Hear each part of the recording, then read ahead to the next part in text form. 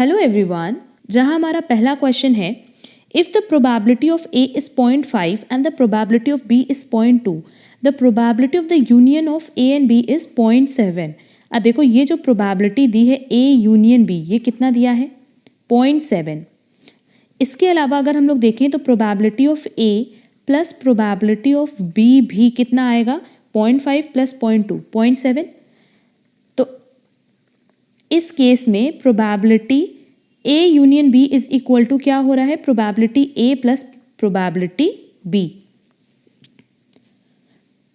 और ये किसका फॉर्मूला है, म्यूचुअली एक्सक्लूसिव का, that is A and B are mutually exclusive. तो करेक्ट आंसर होगा 3, A and B are mutually exclusive. Next, if the quantity of the commodity demanded remains unchanged as its price changes. Question में हमसे क्या कह रहा है, कह रहा है कि डिमांड क्या है, अनचेंज्ड है। अगर डिमांड अनचेंज्ड है तो बेसिकली जो हमारा डिमांड कर्व है वो कैसे बनता है, parallel to Y axis, that is vertical. और वर्टिकल में ये रिप्रेजेंट करता है डिमांड कर्व कि आपकी प्राइस चाहे पी हो, चाहे P1 हो, चाहे P2 हो, दैट इज ये ओरिजिनल प्राइस है, आपने प्राइस अपने डिक्रीज की या प्राइस इंक्रीज की, प्रोडक्ट की डिमांड पे, गुड्स की डिमांड पे कोई भी असर नहीं पड़ेगा। अब ऐसा कहाँ होता है, एग्जाम्पल ले लो सॉल्ट। अगर हम सॉल्ट की बात करते हैं तो सॉल्ट की आप प्राइस इंक्रीज करो या डिक्रीज करो, क्या हम उसकी डिमांड इंक्रीज करेंगे, नहीं। क्या उसकी डिमांड डिक्रीज करेंगे, नहीं। प्राइस के चेंज होने से सॉल्ट की डिमांड पे कोई भी असर नहीं होगा। रीजन बीइंग, ऐसा नहीं होता कि अगर सॉल्ट 10 रुपए का मिल रहा है तो आप 1 पैकेट खरीदोगे और 5 रुपए का मिलेगा तो 2 पैकेट खरीदोगे, ऐसा तो होता नहीं है। सॉल्ट का कंजम्पशन फिक्स होता है। क्लियर। इसके अलावा आप एग्जाम्पल ले लो मेडिसिन। अब मेडिसिन अगर आपको फ्री में भी मिलेगी तो भी आप नहीं लोगे अगर आपकी रिक्वायरमेंट नहीं है तो। क्लियर। और अगर वो मेडिसिन आपकी ज़रूरत की है तो वो 100 रुपये की मिले, 120 रुपये की मिले या 80 रुपीज़ की मिले, आप हर केस में उतना ही कंजम्पशन करोगे जितना आपको डॉक्टर ने प्रिस्क्राइब किया है। क्लियर। तो आगे क्वेश्चन में कह रहा था coefficient of price elasticity of demand is, ऐसे केस में ईडी इज इक्वल टू क्या होता है, 0। मतलब डिमांड की इलास्टिसिटी, दैट इज आप डिमांड को कितना भी खींचो उसकी वैल्यू क्या होगी, 0 होगी, वो ना बढ़ेगी ना घटेगी। क्लियर। तो इसका करेक्ट आंसर क्या होगा 2, 0। और इसका ग्राफ कैसे बनेगा, इस तरीके से, ठीक, that is parallel to Y axis और वर्टिकल। क्लियर। इस केस में ईडी इज इक्वल टू होगा 0। Next, if the demand function for an article is this and the demand of good X is 3, the consumer surplus will be. अब देखो consumer surplus की बात करें तो पहले भी हमने बताया कि कंज्यूमर सरप्लस मतलब सिंपली क्या होता है कि जितना कस्टमर पे करने को रेडी है और जितना वो पे कर रहा है। मतलब लेट्स से उसने एक गुड्स के लिए अपनी एक्सपेक्टेशन रखी थी 20 रुपये की, बट उसको उसके लिए पेमेंट करना पड़ा सिर्फ 15, तो ये जो 5 रुपीज़ का उसका बेनिफिट है या फ़ायदा है वो क्या है, कंज्यूमर सरप्लस। क्लियर। तो अब देखो यहाँ अगर हम लोग कंज्यूमर सरप्लस के लिए बात करें तो हमारे पास ये तो फंक्शन दिया हुआ है, बट सबसे पहले हम ये निकाल लेते हैं with the help of demand x is 3 कि उसने एक्चुअल में कितना पेमेंट किया। देखो डी एक्स कितना दिया है, डिमांड दिया है 3, तो पी एक्स हम निकाल सकते हैं with the help of this equation, 35 minus 2x minus x square. बस x की जगह हम क्या रख देंगे, 3 रख देंगे, तो इसको सॉल्व करने पे हमारी p की वैल्यू आएगी 20। क्लियर। मतलब हमने कितना पे किया है 20 रुपीज़, एक्स की जो प्राइस है वो कितनी है 20 रुपीज़, और हमने कितनी क्वांटिटी परचेज की 3, तो हमने टोटल कितना पेमेंट किया 60 रुपीज़। अब देखो कंज्यूमर सरप्लस के लिए हम लोग सिंपली इसका हम लोग क्या करेंगे, इंटीग्रेशन करेंगे। Integration 35 minus 2x minus x square D x minus 20 multiply 3। Clear. तो कंज्यूमर सरप्लस मतलब सिंपली क्या कि जितना आप रेडी थे पे करने के लिए माइनस जितना आपको पे करना पड़ा। तो ये वैल्यू तो हमने कैलकुलेट कर ली, बट इस वैल्यू के लिए हम कितना रेडी थे पे करने के लिए, क्योंकि इसके बारे में और कोई इन्फॉर्मेशन नहीं दिया है। तो आप इसको इंटीग्रेट कर लो और माइनस करो, तो जो आपकी वैल्यू आएगी वो आएगी 4, दैट इज 27। अब इसका डिटेल आंसर आपको टेलीग्राम चैनल पे मिल जाएगा, जैसा कि हमने आपको 2019 के क्वेश्चन पेपर में भी बताया था, और सारे के सारे क्वेश्चंस हमने ऑलरेडी अपलोड कर दिए PDF फॉर्म में, तो ये क्वेश्चन भी आपको वहां मिल जाएगा। चलेंगे हमारे नेक्स्ट क्वेश्चन पे। Next, which of the following statement is correct? Mean is not affected by extreme values. अब एक्सट्रीम वैल्यूज क्या है ये समझ लो कि अगर मान लो मेरे पास एक सीरीज है 1 2 3 4 5, तो 1 एंड 5 ये एक्सट्रीम वैल्यूज है, और अगर मीन की बात करें तो मीन ये सारे ही वैल्यूज से अफेक्ट होता है, तो इसका मतलब ये स्टेटमेंट रॉन्ग है। Mode is affected by extreme values. अब अगर मोड की बात करें तो मोड मतलब क्या, जिसकी फ्रीक्वेंसी सबसे ज़्यादा होती है। Clear? Next, none of these and median divides the data into 2 equal parts. तो नो डाउट अगर हम मीडियन की बात करें तो मीडियन किसी भी सीरीज को 2 इक्वल पार्ट्स में डिवाइड करता है, दैट इज 50-50% में वो डिस्ट्रीब्यूट करता है। और हमसे क्वेश्चन में करेक्ट पूछा था, तो नो डाउट इसका आंसर क्या होगा, 4 median divides the data into 2 equal parts. Next, which of the following are not true for a BRS? Bank reconciliation statement के लिए इसमें से क्या सही नहीं है? Part of double entry system, ये डबल एंट्री सिस्टम का पार्ट नहीं है। Not part of double entry system, ये करेक्ट है। Sent by the firm to the bank, ये फर्म बैंक को नहीं भेजता है, बल्कि फर्म और ऑर्गेनाइजेशन BRS किसके लिए प्रिपेयर करती है? खुद के पर्पस के लिए वो BRS प्रिपेयर करती है बैंक रिकंसिलिएशन स्टेटमेंट खुद के बैंक कॉलम को बैंक पासबुक से मैच कराने के लिए। तो वो बेसिकली BRS अपनी हेल्प के लिए प्रिपेयर करती है, ना कि किसी को सेंड करने के लिए।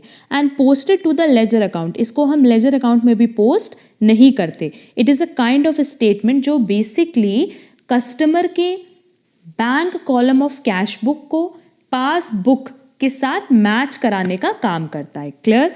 तो इसका मतलब सिर्फ सेकंड स्टेटमेंट करेक्ट है और बाकी फर्स्ट, थर्ड एंड फोर्थ तीनों ही रॉन्ग स्टेटमेंट है। तो देख लेते हैं आंसर में कहाँ दिया है। देखो, first, third and fourth, that is उसका करेक्ट आंसर होगा थर्ड, क्योंकि बाकी जो सेकंड स्टेटमेंट है सिर्फ वही एक स्टेटमेंट करेक्ट था। Next, which of the following is a trade deficit? अब देखो, अगर ट्रेड डेफिसिट की बात करें तो नाम से समझ में आ रहा है कि हम नेगेटिव की बात कर रहे हैं। ट्रेड डेफिसिट, ट्रेड मतलब क्या, परचेज और सेल। ठीक, तो तीन चीज होती है, एक होता है ट्रेड डेफिसिट, एक होता है बैलेंस ऑफ ट्रेड और एक होता है ट्रेड सरप्लस। हम तीनों यहाँ पे डिस्कस कर ले रहे हैं सो दैट तीनों में से अगर कोई भी पॉइंट एग्जाम में कवर करता है तो प्रॉब्लम ना हो। ट्रेड डेफिसिट तब होती है जब एक्सपोर्ट हमारा कम हो इंपोर्ट से, या net export is less than equal to 0। Clear? What is net export? Export minus import. तो सिंपली अगर हमारा एक्सपोर्ट कम है कंपैरेटिवली किससे, इंपोर्ट से, तो नो डाउट इसकी वैल्यू क्या आएगी, लेस देन 0। एक और तरीका है इसमें कि अगर हमारी सेविंग लेस है इन्वेस्टमेंट से, मतलब जितना हम सेव करें, जितना हम बचा रहे हैं वो किससे कम है, हमारी इन्वेस्टमेंट से, तो भी हम किस लेवल पे होंगे, ट्रेड डेफिसिट पे। क्लियर? बैलेंस ऑफ ट्रेड हम सबको पता है कि एक्सपोर्ट इंपोर्ट के बराबर हो या नेट एक्सपोर्ट किसके बराबर हो, 0 के, तो उस केस में हम लोग बैलेंस ऑफ ट्रेड पे होते हैं, दैट इज BOT, और saving is equal to investment. And last है ट्रेड सरप्लस। ये तब होगा जब हमारा एक्सपोर्ट ज़्यादा हो इंपोर्ट से, तब हम पॉजिटिव सिचुएशन में होंगे या सरप्लस सिचुएशन में होंगे, और net export is greater than 0 और saving is greater than investment. Clear? देखो, हमने यहाँ पे ये टेबल भी बना दिया है सो दैट आप इसका एक फोटो क्लिक कर लेना और आपको ये चीज़ याद रहे कि ट्रेड डेफिसिट कब होता है, ट्रेड सरप्लस कब होता है और बैलेंस ऑफ ट्रेड कब होता है।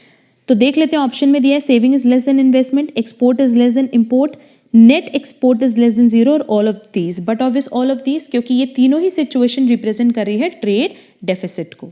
सिंपली अगर हम लोग बैलेंस ऑफ ट्रेड की बात करें तो बैलेंस ऑफ ट्रेड को हम लोग कमर्शियल बैलेंस भी कहते हैं या नेट एक्सपोर्ट भी कहते हैं, और ये बेसिकली क्या चीज़ को रिप्रेजेंट करती है, difference between the monetary value of a Nations exports and imports over a certain period of time, कि जो हमारे एक्सपोर्ट और इम्पोर्ट के बीच में डिफरेंस है एक सर्टेन पीरियड ऑफ टाइम, उसको रिप्रेजेंट करता है बैलेंस ऑफ ट्रेड। तो अगर ये दोनों इक्वल है तो हम लोग बैलेंस मोड पे हैं, अगर एक्सपोर्ट लेस देन इंपोर्ट से तो डेफिसिट में है, और अगर एक्सपोर्ट ज़्यादा है इंपोर्ट से तो सरप्लस सिचुएशन में है। Clear? Next, which of the following changes would not shift the demand curve for a good or service? Demand curve कब हमारा शिफ्ट नहीं होगा, देखो शिफ्ट लिखा है। अब यहाँ पे ये पॉइंट पहले क्लियर कर लेते हैं। अब यहाँ देखो हम एक पॉइंट क्लियर कर देना चाहते हैं कि अगर हम लोग बात कर रहे हैं डिमांड कर्व की, तो डिमांड कर्व में ना दो चीज़ें हो सकती हैं। एक तो होता है movement along the same demand curve, जब हम एक ही डिमांड कर्व पे क्या करते हैं, मूव करते हैं। और दूसरा होता है shift in demand curve. Clear? अगर हम लोग डिमांड ऑफ एक्स के फंक्शन की बात करें तो ये डिपेंड करता है गुड्स के प्राइस पे, रिलेटेड गुड्स के प्राइस पे,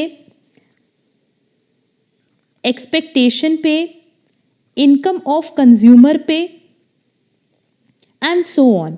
तो इतना याद रखना कि अगर प्राइस ऑफ गुड्स से रिलेटेड है, दैट इज डिमांड अफेक्ट हो रहा है due to price of goods, तो उस केस में बाकी सारे के सारे फैक्टर्स क्या रहेंगे, कांस्टेंट रहेंगे।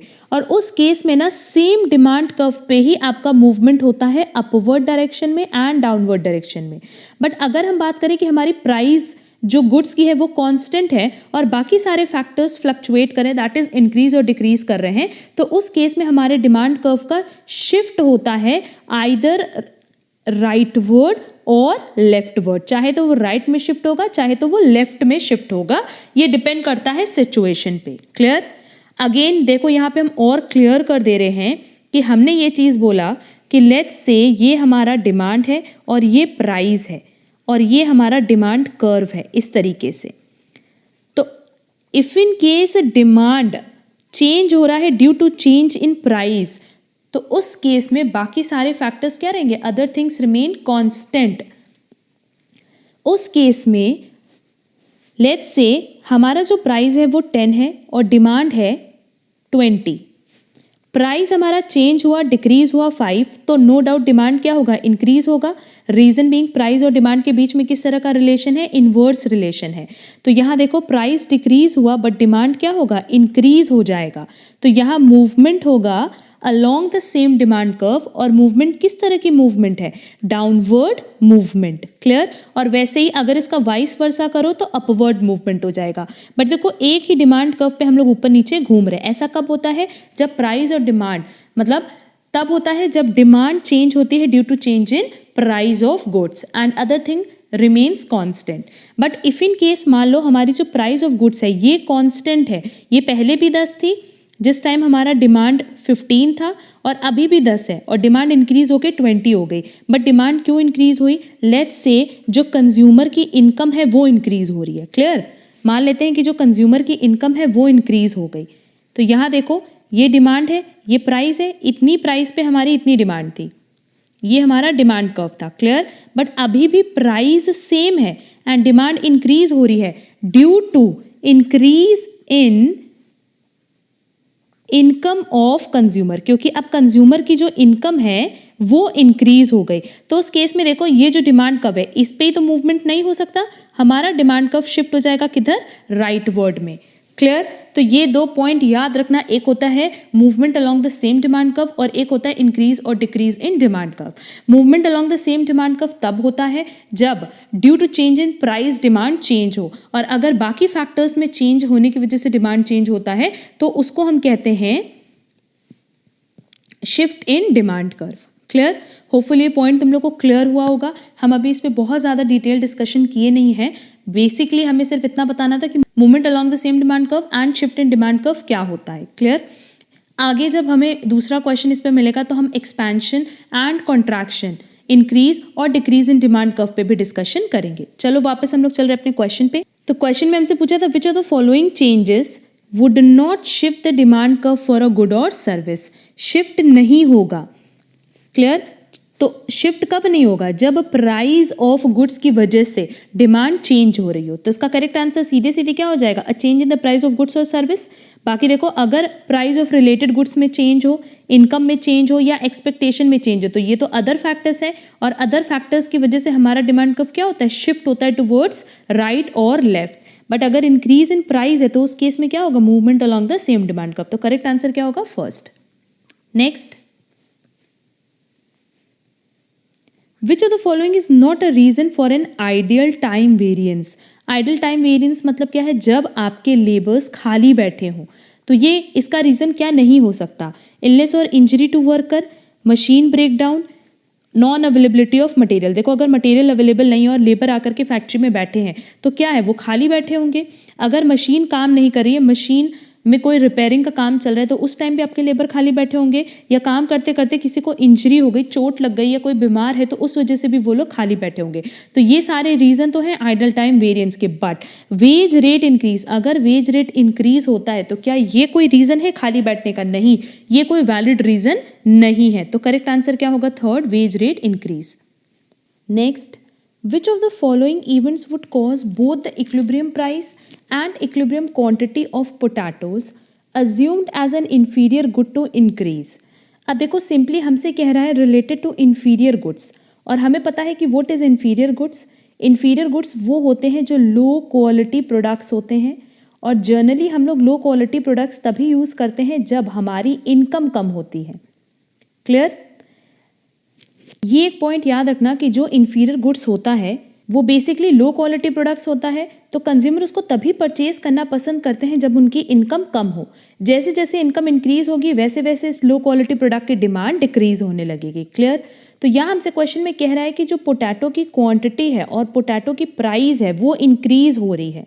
तो सिंपली हम इसको किससे रिलेट करने वाले हैं? इनकम ऑफ द कंज्यूमर से। First point supply of potatoes दिया और last point supply of potatoes दिया, वो तो कट हो जाएगा। करेक्ट आंसर सेकंड या थर्ड में कोई एक होगा। सेकंड में दिया a decrease in the income of potatoes consumer and increase in the income of potatoes consumers. जो पोटैटो परचेज कर रहे हैं, मतलब जो पोटैटो के कंज्यूमर्स हैं, अगर उनकी इनकम डिक्रीज होगी तो नो डाउट वो पोटैटो को ज़्यादा से ज़्यादा परचेज करेंगे।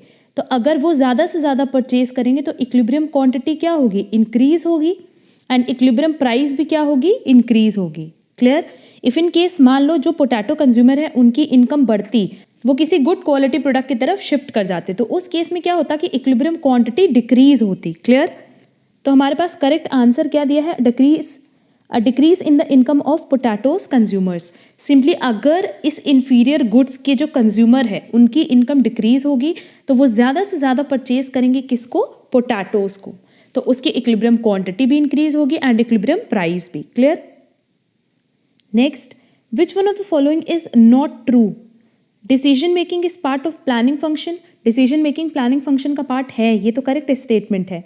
Strategic management leads towards achieving long term goals, ये भी करेक्ट स्टेटमेंट है। And strategies focus on gaining competitive advantages, ये भी करेक्ट स्टेटमेंट है। इसका करेक्ट आंसर होगा सेकंड, क्योंकि सेकंड में बोला है कि strategy and plan are one and the same thing. Basically हम सबको ये चीज़ पता है कि प्लान अलग चीज़ होती है और स्ट्रैटेजी अलग। अगर हम लोग प्लान की बात करें तो प्लान किसको एक्सप्लेन करता है? प्लान एक्सप्लेन करता है in detail how the strategy will be executed, कि जो भी हमने स्ट्रैटेजी बनाई है उसको हम कैसे एग्जीक्यूट करेंगे, दैट इज़ कैसे उसको हम कंप्लीट करेंगे, ये कौन बताता है? प्लान। बट अगर स्ट्रैटेजी की बात करें तो ये आइडेंटिफाई करता है what you need to do to meet one or more objectives, कि हमने जो भी अपने ऑब्जेक्टिव सेट किए हैं एक या एक से ज़्यादा, उसको अचीव करने के लिए या उसको फुलफिल करने के लिए हमें क्या करना होगा, ये स्ट्रैटेजी होती है। एंड स्ट्रैटेजी को एग्जीक्यूट करना प्लान होता है। क्लियर? तो इसका मतलब ये दोनों अलग अलग पॉइंट्स हैं। स्ट्रैटेजी अलग चीज़ है और प्लान अलग। तो क्या ये वन एंड सेम थिंग हो सकती है? नहीं। तो इसका करेक्ट आंसर क्या होगा? Second. Next, which probability distribution is most likely the appropriate one to use for calculating the probability of the number of autos passing through a toll booth? अब देखो एक चीज़ याद रखना कि अगर हम लोग बात कर रहे हैं कि हमें कैलकुलेट करना है क्या, कि कितने नंबर ऑफ ऑटोज पास हो रहे हैं टूल बूथ से, तो यहाँ जो इवेंट है ना वो किस तरह का इवेंट है? लार्ज इवेंट, क्योंकि number of autos passing through a tool booth, बहुत सारे autos at a time pass हो सकते हैं, तो इस इवेंट के होने के चांसेस क्या है? लार्ज है। और ऐसे केस में हम बेसिकली क्या यूज़ करते हैं? Poisson distribution. क्लियर? बेसिकली अगर पॉइजन डिस्ट्रीब्यूशन की डेफिनेशन की बात करें तो ये तब यूजफुल होता है जब हमें डिटरमाइन करनी होती है probability that a particular event, ये इवेंट है, that a particular event will occur a certain number of times over a specified period of time, कि अगर हमें पता है कि ये जो इवेंट है ये बहुत ज़्यादा time, that is large number of time occur हो सकता है over a specified period of time, तो उस पॉइंट ऑफ टाइम पे हम कैसा डिस्ट्रीब्यूशन यूज़ करते हैं? पॉइजन डिस्ट्रीब्यूशन और पॉइजन प्रोबेबिलिटी डिस्ट्रीब्यूशन। तो बस इतना याद रखना कि अगर हम लोग को ये देखना है कि कौन सा प्रोबेबिलिटी डिस्ट्रीब्यूशन यूज़ होगा, तो उसके लिए पहले देखना कि इवेंट क्या है और इस इवेंट की एक स्पेसिफाइड पीरियड ऑफ टाइम में होने के चांसेस कितने हैं। अगर ये बहुत बार अकर कर सकता है तो उस केस में हम लोग पॉइजन डिस्ट्रीब्यूशन यूज़ करेंगे। तो करेक्ट आंसर होगा first. Next, given the LM curve a decrease in taxes shifts the IS curve. अब देखो LM बेसिकली फुल फॉर्म अगर ना पता हो तो हम बता देते हैं कि LM का फुल फॉर्म होता है liquidity preference money supply curve. Clear? और IS का फुल फॉर्म है investment and saving, investment savings curve. अब देखो क्वेश्चन में हमसे कह रहा है कि अगर LM कर्व दिया है और टैक्सेस डिक्रीज कर रहा है तो उस केस में हमारी इन्वेस्टमेंट सेविंग कर्व किस साइड शिफ्ट होगी। अगर बेसिकली टैक्सेस डिक्रीज हो रहे हैं तो मनी सप्लाई इंक्रीज होगा, और अगर मनी सप्लाई इंक्रीज होगा तो इन्वेस्टमेंट सेविंग भी इंक्रीज होगा। उस केस में क्या होगा, बेसिकली जो हमारा LM कर्व है वो शिफ्ट होगा टुवर्ड्स राइटवर्ड। देख लो, ये तुम्हारा इन्वेस्टमेंट सेविंग कर्व्स है और ये LM कर्व है। लेट्स से ये हमारा इक्विलिब्रियम पॉइंट है अभी। अब सिंपली क्या होगा कि अगर हमारे टैक्सेस में डिक्रीज होगा तो उस केस में मनी सप्लाई इंक्रीज हो जाएगा, और मनी सप्लाई इंक्रीज होगा तो इन्वेस्टमेंट क्या होगी, इंक्रीज होगी। उस केस में हमारा LM कर्व किधर शिफ्ट होगा, टुवर्ड्स राइटवर्ड। क्लियर? अगर राइटवर्ड शिफ्ट हो रहा है तो ये क्या इंडिकेट कर रहा है कि पहले इनकम इतनी थी, अब इनकम इंक्रीज हुई। इनकम इसलिए इंक्रीज होगी क्योंकि हमारा जो टैक्सेस है वो डिक्रीज हो रहा है। क्लियर? तो इसका करेक्ट आंसर क्या हो जाएगा, टुवर्ड्स राइट, क्योंकि LM कर्व के लिए पूछा था तो LM कर्व किधर शिफ्ट हो रहा है, towards right. Next, the LAC curve is tangent to the lowest point on the SAC curve when the LAC curve is falling. अब देखो, अगर हम लोग LAC कर्व की बात करें, इसका फुल फॉर्म भी याद रखना, long run average cost curve है। तो long run average cost curve किसकी हेल्प से बनता है, with the help of short run average cost curve. अब देखो, ये जैसे अगर मान लो हमारा short run average cost curve है, पहले हम इसका डायग्राम बना देते हैं। तो देखो, ये अगर हमारे पास इतने सारे short run average cost curve हैं, SAC 1, SAC 2 and so on, तो ये सारे के सारे short run average cost curve है। तो long run average cost curve कैसे बनता है, इस तरीके से। ये हमारा हो जाएगा LAC, बेसिकली ये यू शेप बनता है। तो LAC या long run average cost curve की बात करें तो नो डाउट ये टैंजेंट होता है, बट टैंजेंट कहाँ होगा, अगर long run average cost curve की बात करें तो नो डाउट ये इस तरीके से यू शेप्ड बनता है और ये टैंजेंट होता है to all the short run average cost curve. देखो, ये टैंजेंट तो है, बट यहाँ देखो जो LAC है, क्या वो हर एक शॉर्ट रन एवरेज कॉस्ट के मिनिमम पे टैंजेंट है? नहीं, मिनिमम पे ही टैंजेंट हो ऐसा कोई ज़रूरी नहीं है, बल्कि इसका ये रूल होता है कि जब long run average cost curve decline कर रहा है तो डिक्लाइनिंग के टाइम ये टैंजेंट तो होता है, बट SAC के फॉलिंग पोर्शन पे टैंजेंट होता है।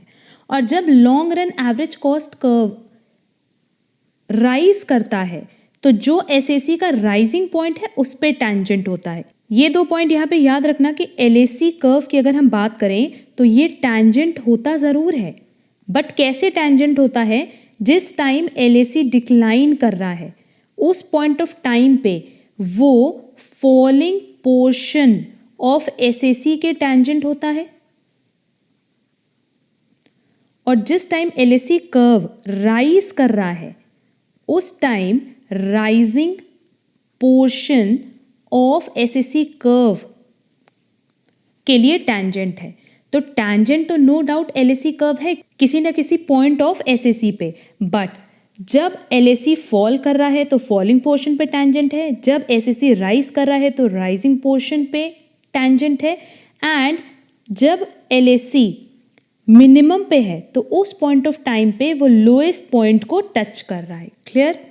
तो देखो हमसे क्वेश्चन में पूछा था LAC curve is tangent to the lowest point on the SSC curve when the LAC curve is falling, बल्कि जब LAC कर्व फॉल होता है तो उस पॉइंट ऑफ टाइम पे वो SSC के फॉलिंग पोर्शन पे टेंजेंट होता है, ना कि मिनिमम पोर्शन पे। इसका मतलब भी एक बार और समझ लो कि लेट्स से ये तुम्हारा SSC कर्व है, क्लियर। जब LAC कर्व फॉल करा इस तरीके से तो वो देखो टेंजेंट है, बट कहाँ पे टेंजेंट है? SSC के फॉलिंग पोर्शन पे टेंजेंट है, क्लियर मेरा पॉइंट। तो इसका करेक्ट आंसर क्या होगा? नेवर, क्योंकि LAC कर्व टेंजेंट होता है SSC कर्व पे, बट अगर वो फॉल कर रहा है तो फॉलिंग पोर्शन पे होगा, राइज कर रहा है तो राइजिंग पोर्शन पे होगा, एंड अगर वो मिनिमम पे है, दैट इज LAC कर्व अपने मिनिमम पे है, तो उस पॉइंट ऑफ टाइम पे SSC के लोएस्ट पॉइंट पे वो टेंजेंट होगा, क्लियर। तो इसका करेक्ट आंसर क्या होगा? Never. Next, in inferential statistics we study how to draw a sample from a population, how to make decisions about mean, median or mode, all of these the methods to make decisions about population based on sample results। Basically अगर inferential statistics की बात करें तो उसके पहले हम लोग statistics को समझ लेते हैं कि बेसिकली हम लोग स्टैटिस्टिक्स में क्या करते हैं कि हम लोग कलेक्शन करते हैं of all elements of interest. हर एक अपने इंटरेस्ट का जो एलिमेंट होता है उसका कलेक्शन करते हैं और उसको हम कहते हैं पॉपुलेशन, और फिर इस पॉपुलेशन में से कुछ एलिमेंट्स को हम लोग सेलेक्ट करते हैं जिसको हम लोग कहते हैं सैंपल, क्लियर। फिर से समझो कि अगर स्टैटिस्टिक्स की बात करें तो बेसिकली स्टैटिस्टिक्स का मतलब होता है कि जब हम कलेक्शन करते हैं किसका? एलिमेंट्स का, तो उसको हम कहते हैं पॉपुलेशन, और पॉपुलेशन में से जब हम कुछ एलिमेंट सेलेक्ट करते हैं तो उसको हम कहेंगे सैंपल, क्लियर। इन्हीं दोनों से मिल करके बनता है inferential statistics. Basically inferential statistics का मतलब होता है एक ऐसा मेथड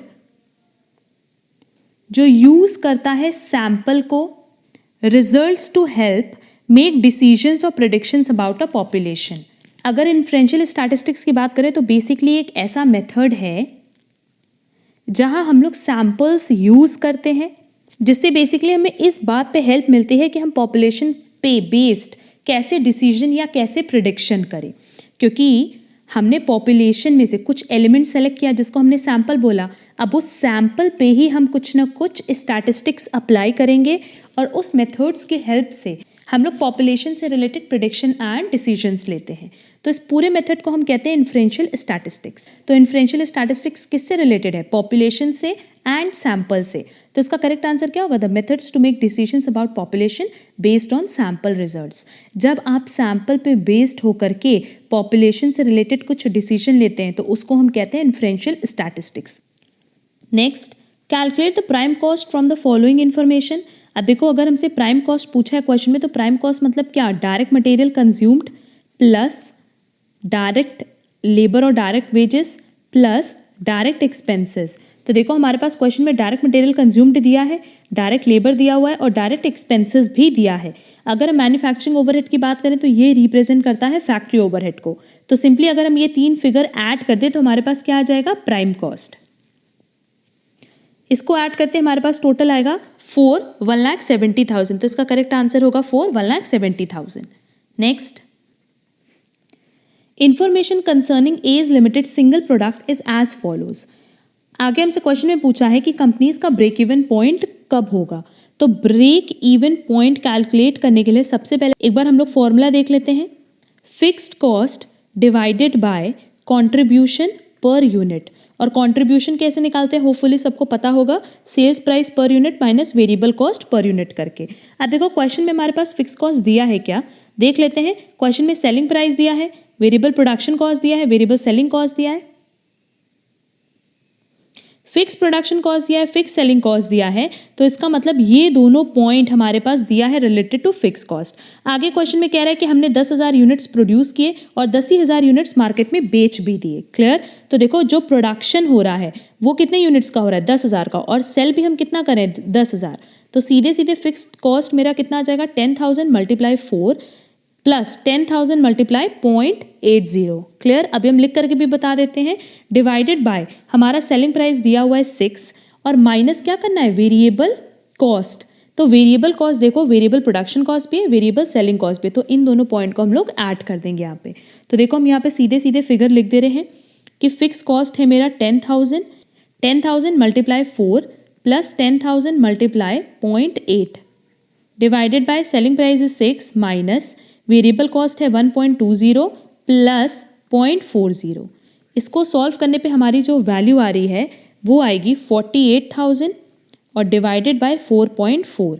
फर्दर जब हम इसको सॉल्व करेंगे तो हमारे पास आंसर आएगा 10,909 यूनिट्स। कि किस लेवल पे हमारा ब्रेक इवन होगा। ब्रेक इवन मतलब जहाँ ना हमें कोई प्रॉफिट हो रहा है ना लॉस हो रहा है।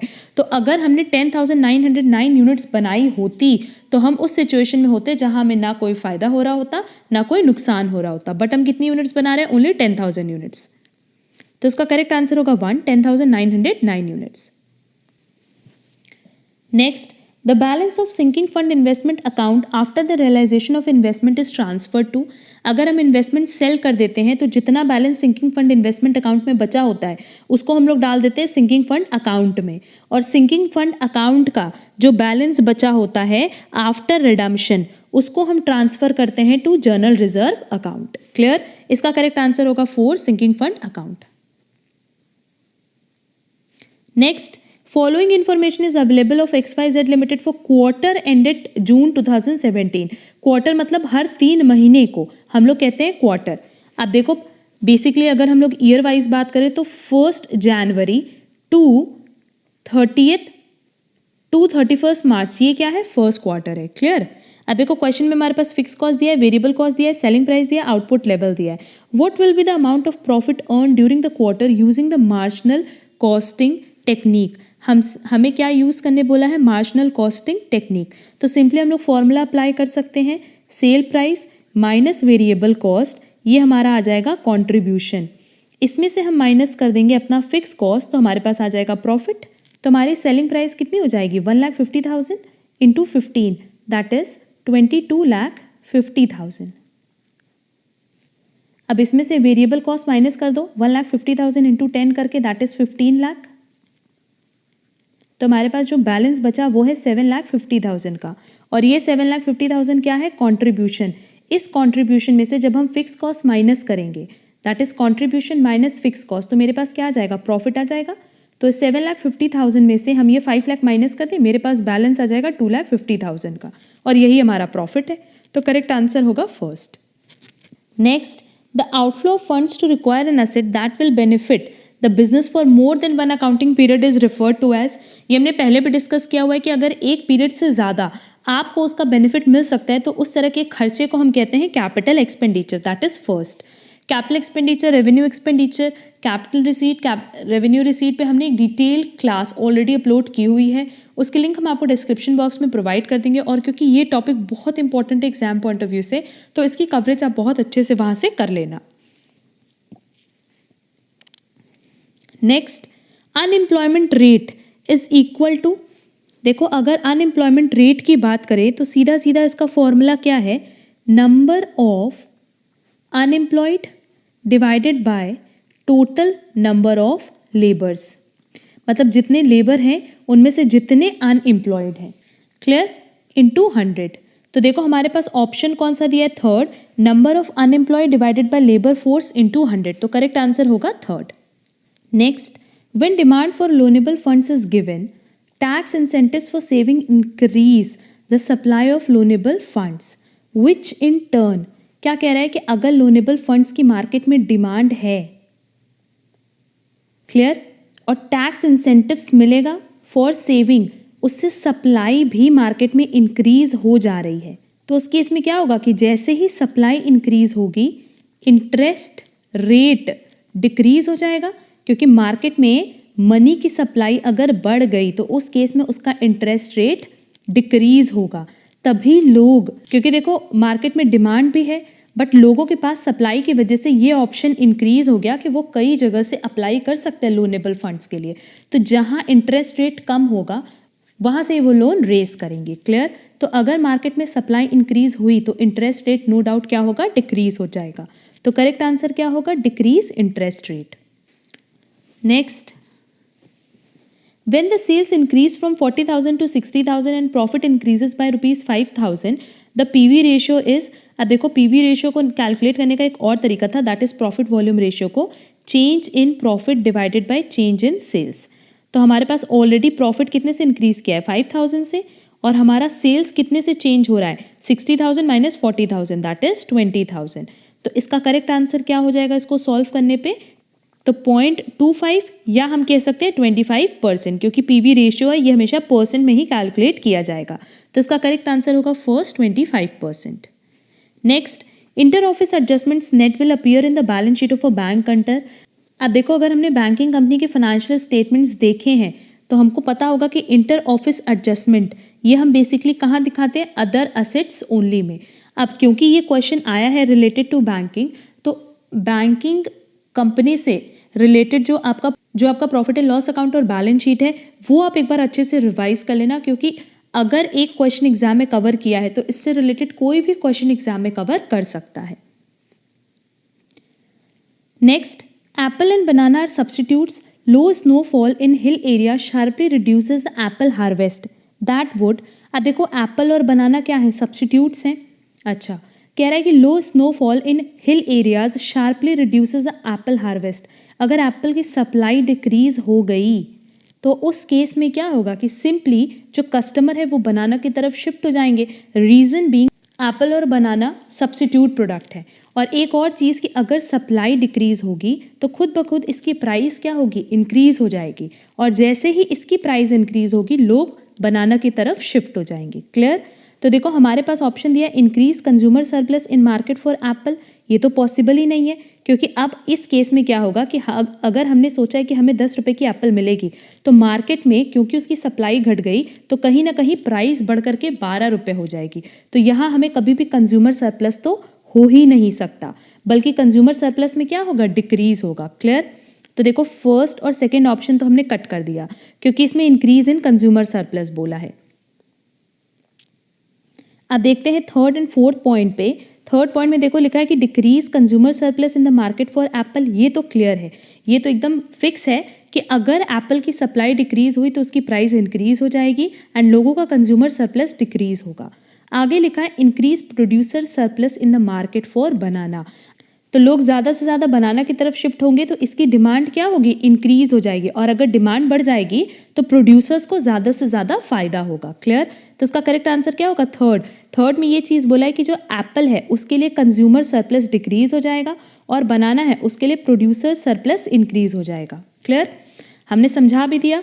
एप्पल में बेसिकली क्योंकि उसकी सप्लाई डिक्रीज हो रही है तो प्राइस इंक्रीज हो रही होगी, और प्राइस अगर इंक्रीज होगी तो कंज्यूमर सरप्लस डिक्रीज हो जाएगी। बट क्योंकि एप्पल की तरफ से लोग शिफ्ट हो रहे बनाना पे, रीजन बीइंग ये सब्स्टिट्यूट प्रोडक्ट है, तो बनाना के जो प्रोड्यूसर्स हैं उनका सरप्लस इंक्रीज हो जाएगा। क्लियर? तो इसका करेक्ट आंसर क्या होगा, थर्ड।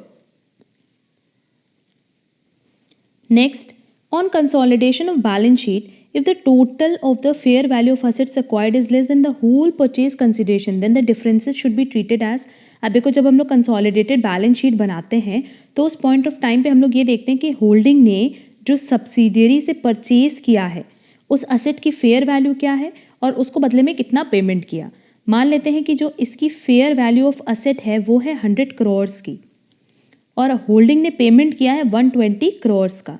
तो देखो जब भी हम किसी के असेट को परचेज करते हैं ना तो हम ये नहीं मानते, अब यहाँ पे आपने ज़्यादा पेमेंट किया है और आपको असेट कम की मिली है तो हम कभी भी ये नहीं मानेंगे कि ये 20 करोड़ मेरा लॉस है, बल्कि हम ये क्या मानेंगे कि हमने उनकी गुडविल के लिए पेमेंट किया है। क्लियर?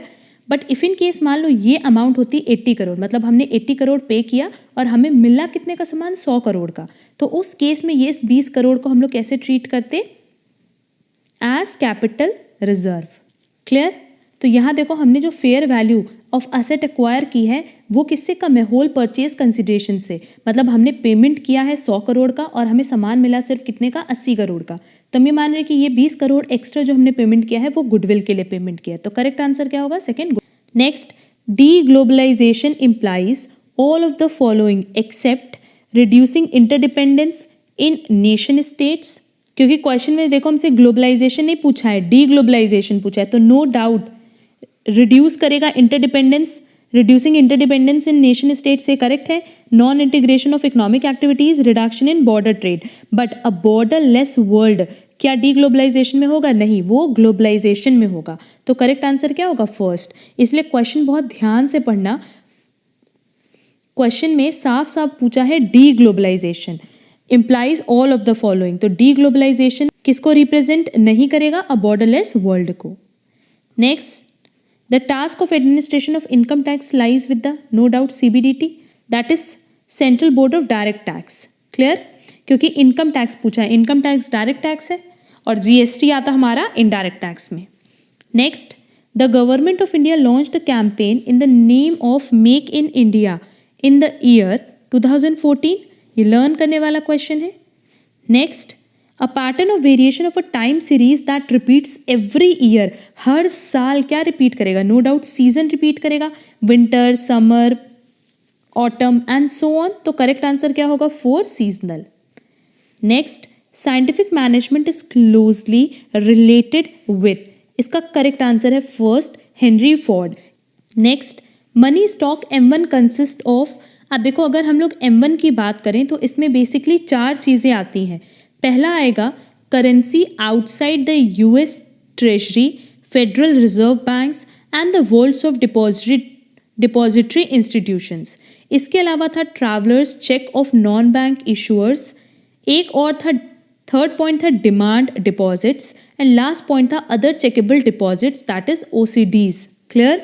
तो इसमें हम देख लेते हैं कि हमारे पास कौन कौन सा ऑप्शन दिया है। Demand deposit plus time deposit, time deposit तो नहीं था, demand deposit plus saving deposit भी नहीं था, demand deposit plus travellers cheque plus currency. तो देखो करेंसी हमने फर्स्ट पॉइंट में बताया था, ट्रैवलर्स चेक हमने सेकंड पॉइंट में बताया था और डिमांड डिपॉजिट हमने थर्ड पॉइंट में बताया था। तो इसका करेक्ट आंसर क्या होगा? Third.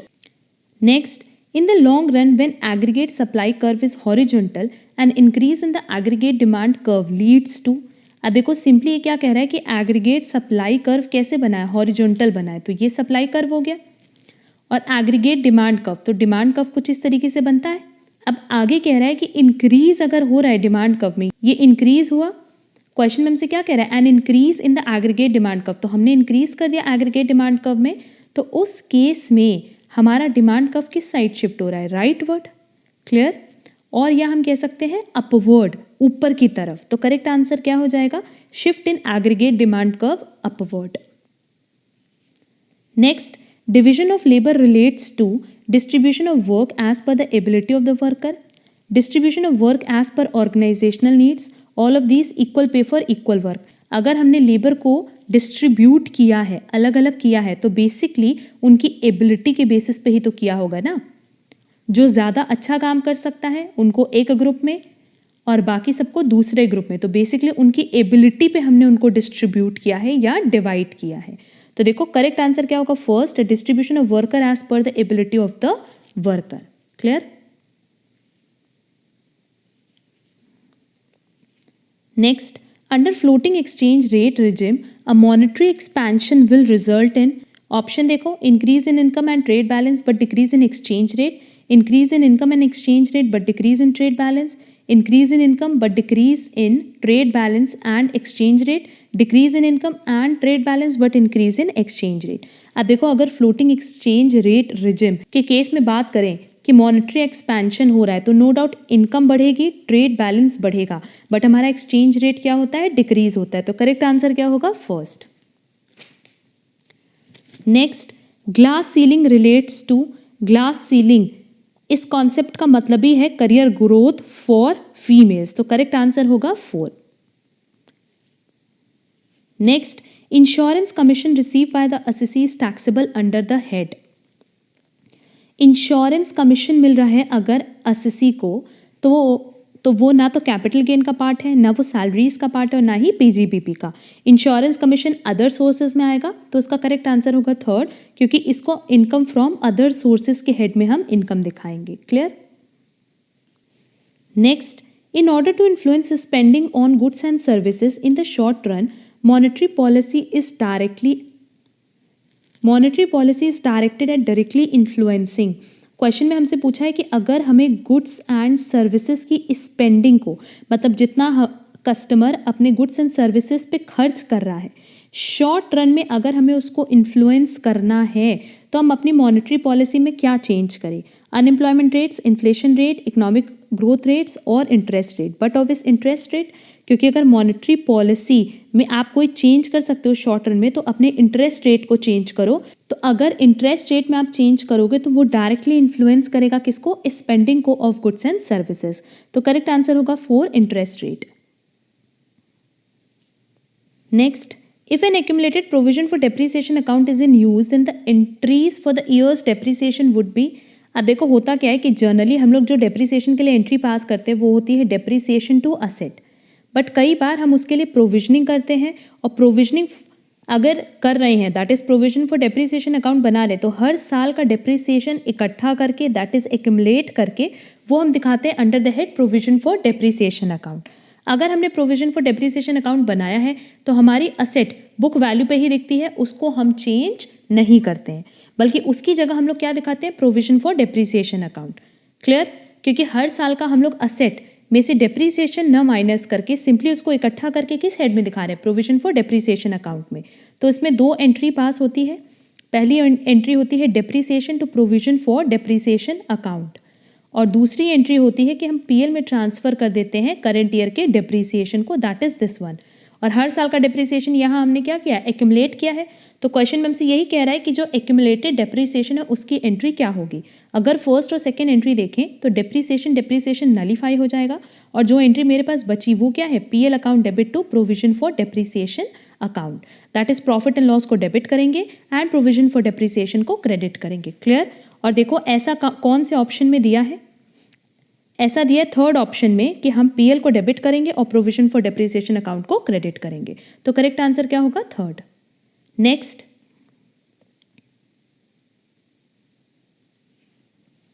a 3% increase in the price of a good causes 10% decrease in quantity demanded.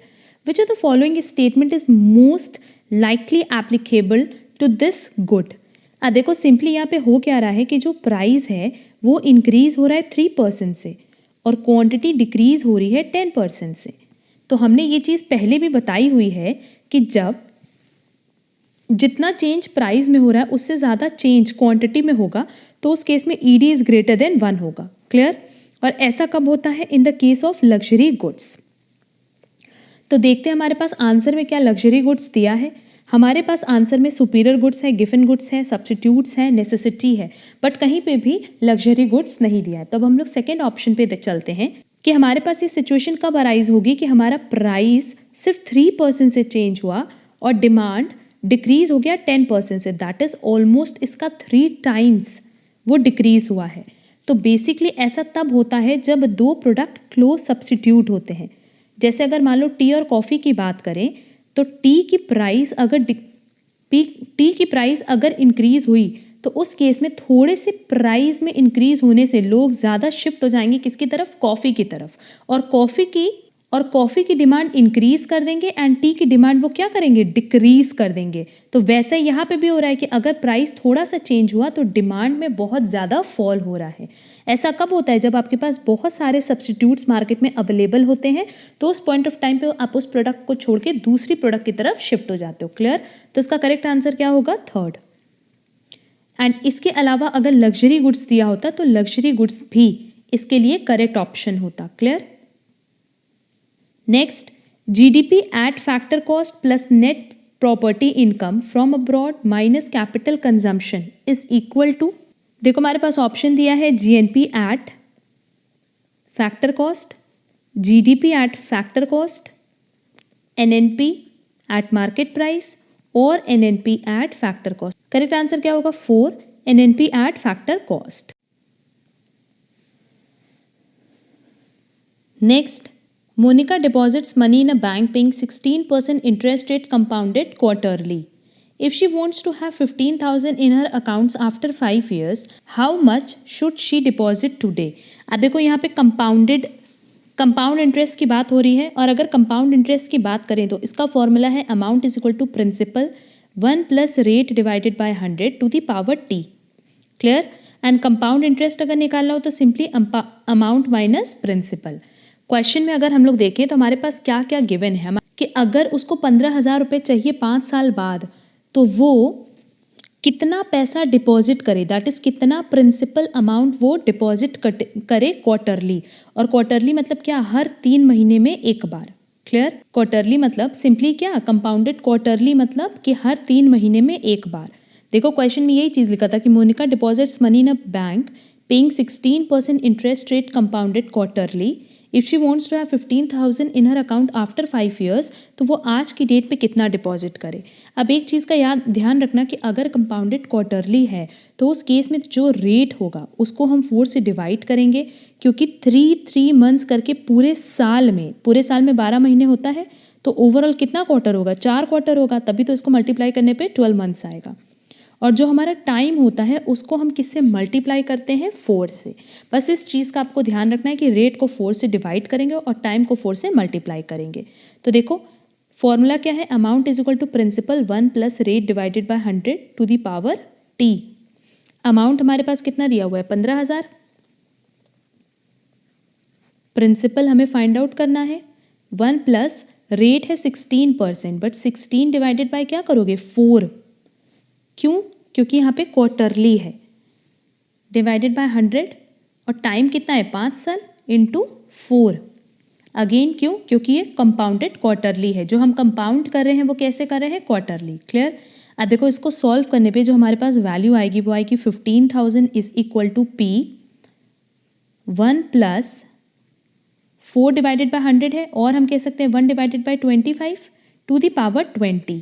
Clear? अब हम इसको यहाँ ऊपर सॉल्व कर रहे हैं, ये मेरे पास आ जाएगा 15,000 is equal to P bracket में 25 एलसीएम हो जाएगा, 25 प्लस 1 टू द पावर 20, और हम ये कह सकते हैं P 26 divided by 25 to the power 20, 15,000।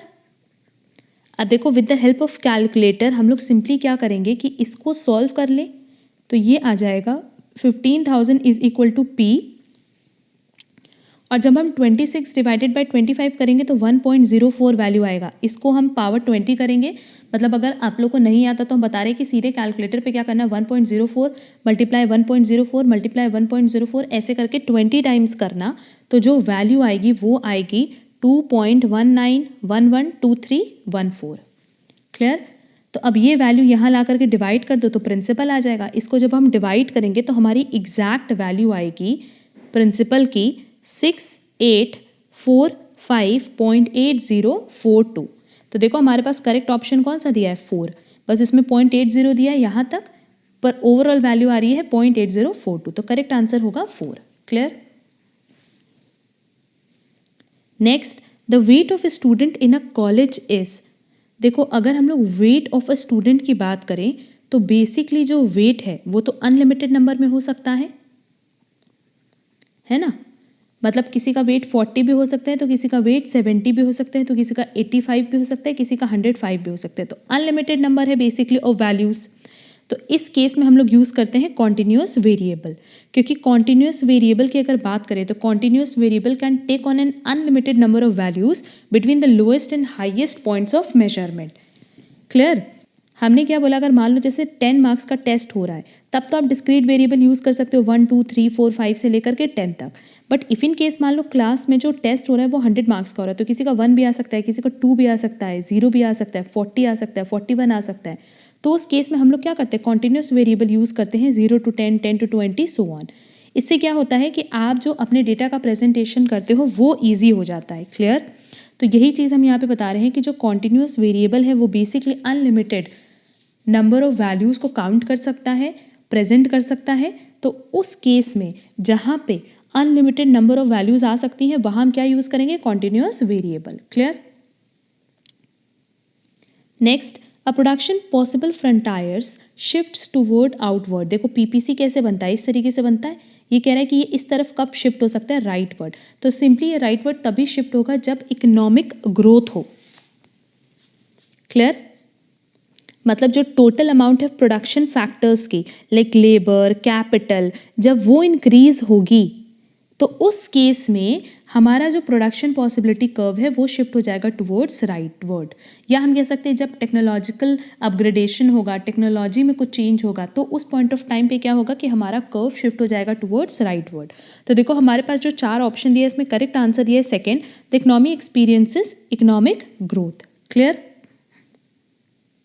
Next, in case of rising prices, inflation, FIFO method will provide highest value of closing stock and profit, highest value of closing stock and lowest value of profit, highest value of profit but lowest value of closing stock and lowest value of closing stock and profit। ये question हमने बहुत जगह discuss किया हुआ है related to MCom entrance classes में। इसका correct answer होगा first, provide highest value of closing stock and profit. Clear? तो इसका करेक्ट आंसर होगा फर्स्ट कि अगर हम लोग बात करें हैं राइजिंग प्राइसेस की, इन्फ्लेशन की, तो फीफो मेथड में होगा क्या कि क्लोजिंग स्टॉक और प्रॉफिट दोनों ही हाईएस्ट वैल्यू प्रोवाइड करेगा। Next, in which of the following cases clubbing provisions would not be attracted under the income tax act? कह रहे हैं would not be attracted. First, a remuneration received by the spouse of an individual from a concern in which the individual is having substantial interest. Income of a minor child, income from assets transferred to spouse for educate consideration, और transfer of income without transfer of asset. देखो अगर clubbing वाला chapter पढ़ा हुआ है तो सबको पता होगा कि इसका करेक्ट आंसर होगा third, income from assets transfer to spouse for adequate consideration. इसकी क्लबिंग अलाउड नहीं है, पर बाकी सब केसेस में क्लबिंग अलाउड है। Next, the threshold for deduction of tax at source on interest income for senior citizens has been raised in the Union Budget 2018 to, तो देखो सिंपली इसमें पहले क्या था, पहले ये अलाउड था 10,000 और फिर ये बाद में अलाउ कर दिया गया 50,000। तो क्वेश्चन में हमसे बाई नहीं पूछा, अगर क्वेश्चन में बाई पूछा होता तो हम लोग आंसर करते 40,000, बट क्या बोला है 2। कहाँ तक इंक्रीज किया गया, कहाँ तक रेस किया गया, तो करेक्ट आंसर होगा third 50,000। Next, if the order of matrix A is M into P and the order of B is P into N, then the order of matrix A B is, अब देखो A का क्या है M multiply P और B का क्या है P multiply N। तो सिंपली A इंटू B का कितना होगा, P तो कट जाएगा, M इंटू N। तो उसका करेक्ट आंसर क्या होगा first M into N। Next, accounting standard 6 is not applicable on, basically ये AS6 में हम लोग बात करते हैं डिप्रिसिएशन की, और जैसा कि सबको पता होगा कि AS6 अब डिलीट हो चुका है और वो मर्ज हो चुका है with accounting standard 10। Basically accounting standard 10 represent करता है प्रॉपर्टी प्लांट एंड इक्विपमेंट को, और इसी में डिप्रिसिएशन के सारे प्रोविजंस इंक्लूड कर दिए गए हैं। बट बेसिकली यहाँ पे ये पूछना चाहता है कि डिप्रिसिएशन किस पे एप्लीकेबल नहीं होता। All of these goodwill, forest and plantation, live stock. अब देखो इन तीनों की ही बात करें तो इस पे डिप्रिसिएशन एप्लीकेबल नहीं है, बल्कि गुडविल की बात करो तो उस पे अमोर्टाइजेशन होता है, पर डिप्रिसिएशन नहीं होता। डिप्रिसिएशन सारे डिप्रिशिएबल असेट्स पे होता है excluding land and wasting assets, forest, plantation, goodwill, expenditure on research and development, live stock, इन सब पे डेप्रिसिएशन एप्लीकेबल नहीं होता। तो क्वेश्चन में हमसे यही पूछा है कि डेप्रिसिएशन किस पे एप्लीकेबल नहीं होता, तो करेक्ट आंसर होगा first all of these. Next, when the price of a compliment of commodity X rises the demand for x. देखो यहाँ पे कॉम्प्लीमेंट गुड्स की बात किया है, तो कॉम्प्लीमेंट गुड्स में बेसिकली क्या होता है कि जैसे एग्जाम्पल अगर हम लोग लें पेन एंड इंक, यहाँ बेसिकली इनडायरेक्ट रिलेशन होता है। अगर इंक की प्राइस इंक्रीज हुई तो उस केस में पेन की डिमांड डिक्रीज हो जाएगी, क्योंकि पेन की प्राइस बढ़ जाएगी, और वैसे अगर इंक की प्राइस डिक्रीज हुई तो कहीं ना कहीं कॉस्ट जो है कम आएगी बनने की, तो पेन की प्राइस डिक्रीज होगी तो उसकी डिमांड इंक्रीज हो जाएगी। सिंपली यहाँ पे हम लोग ऐसे प्रोडक्ट्स की बात करते हैं जो आपस में लिंक्ड होते हैं। तो कॉम्प्लीमेंट्री गुड्स कैसे होते हैं, आपस में रिलेटेड होते हैं। तो इस केस में इनके बीच में इनडायरेक्ट रिलेशन होता है कि अगर एक की प्राइस बढ़ी तो दूसरे की डिमांड घटेगी, और एक की प्राइस डिक्रीज हुई तो दूसरे की डिमांड इंक्रीज हो जाएगी। क्लियर? इसका ग्राफ भी इस तरीके से बनता है अगर कॉम्प्लीमेंट्री गुड्स की बात करें तो देखो क्वेश्चन में ये कह रहा है कि अगर price complement of commodity X rises then demand for X, ये एक्स नहीं होगा ये वाई होगा, तो उस केस में डिमांड ऑफ वाई क्या होगा। नो डाउट अगर प्राइस एक प्रोडक्ट की बढ़ रही है तो दूसरे प्रोडक्ट की डिमांड क्या होगी, डिक्रीज होगी।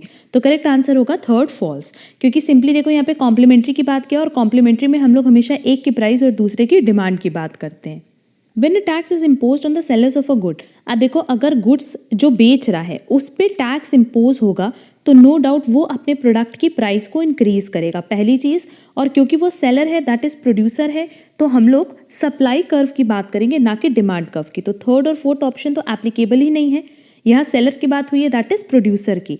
तो सिंपली देखो, अगर मान लो पहले उसका ये सप्लाई कर्व था, मतलब इतनी प्राइस और इतनी सप्लाई, तो जैसे ही सेलर पे टैक्स इम्पोज किया जाएगा तो वो प्रोडक्ट की सप्लाई कम कर देगा। क्यों कम कर देगा? क्योंकि अब उसकी कॉस्ट बनाने की ज़्यादा आएगी। तो ये सप्लाई कर्व किधर शिफ्ट हो जाएगा? Upward.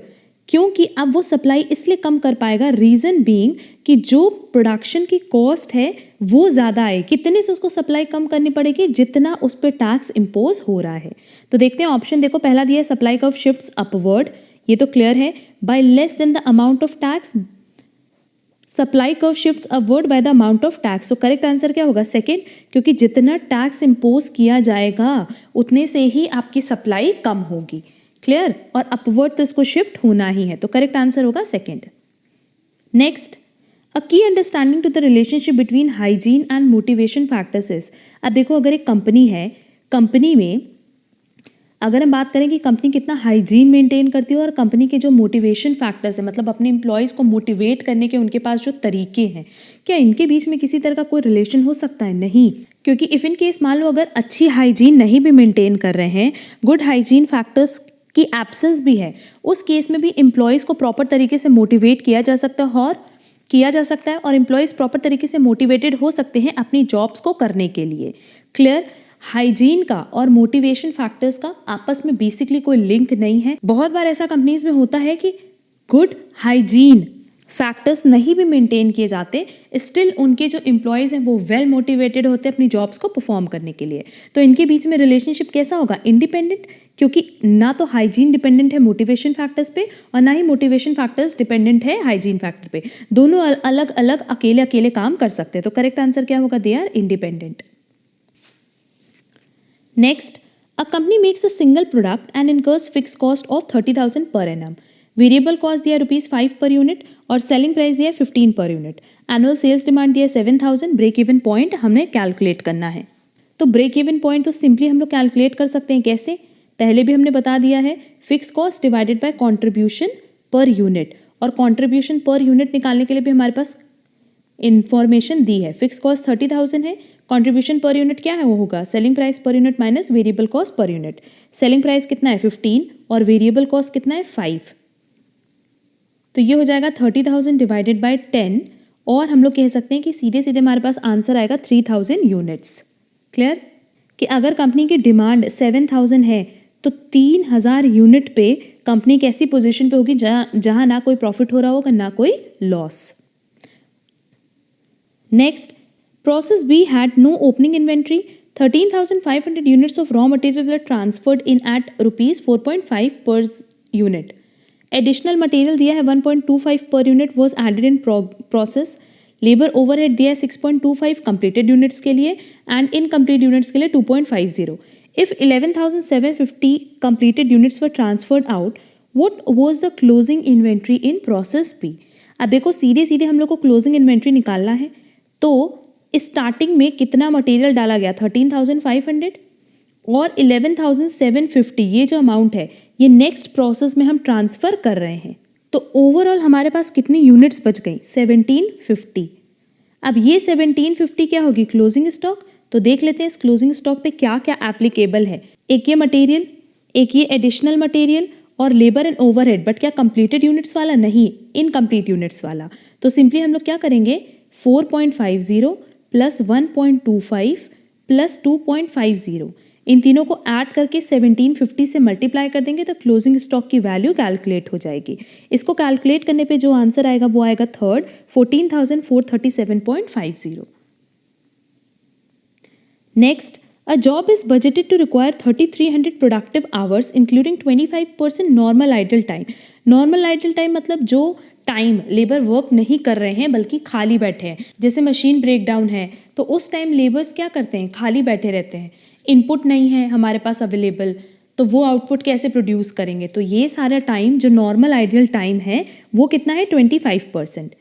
If the total labor cost budgeted for the job is 36,300, what is the labor cost per hour? अब देखो ये जो 36,300 है ये हमने कितने घंटे के लिए दिया है? 3300 के लिए। भले ही वो उसमें से 25% टाइम खाली बैठे थे, बट उससे कोई फ़र्क नहीं पड़ता।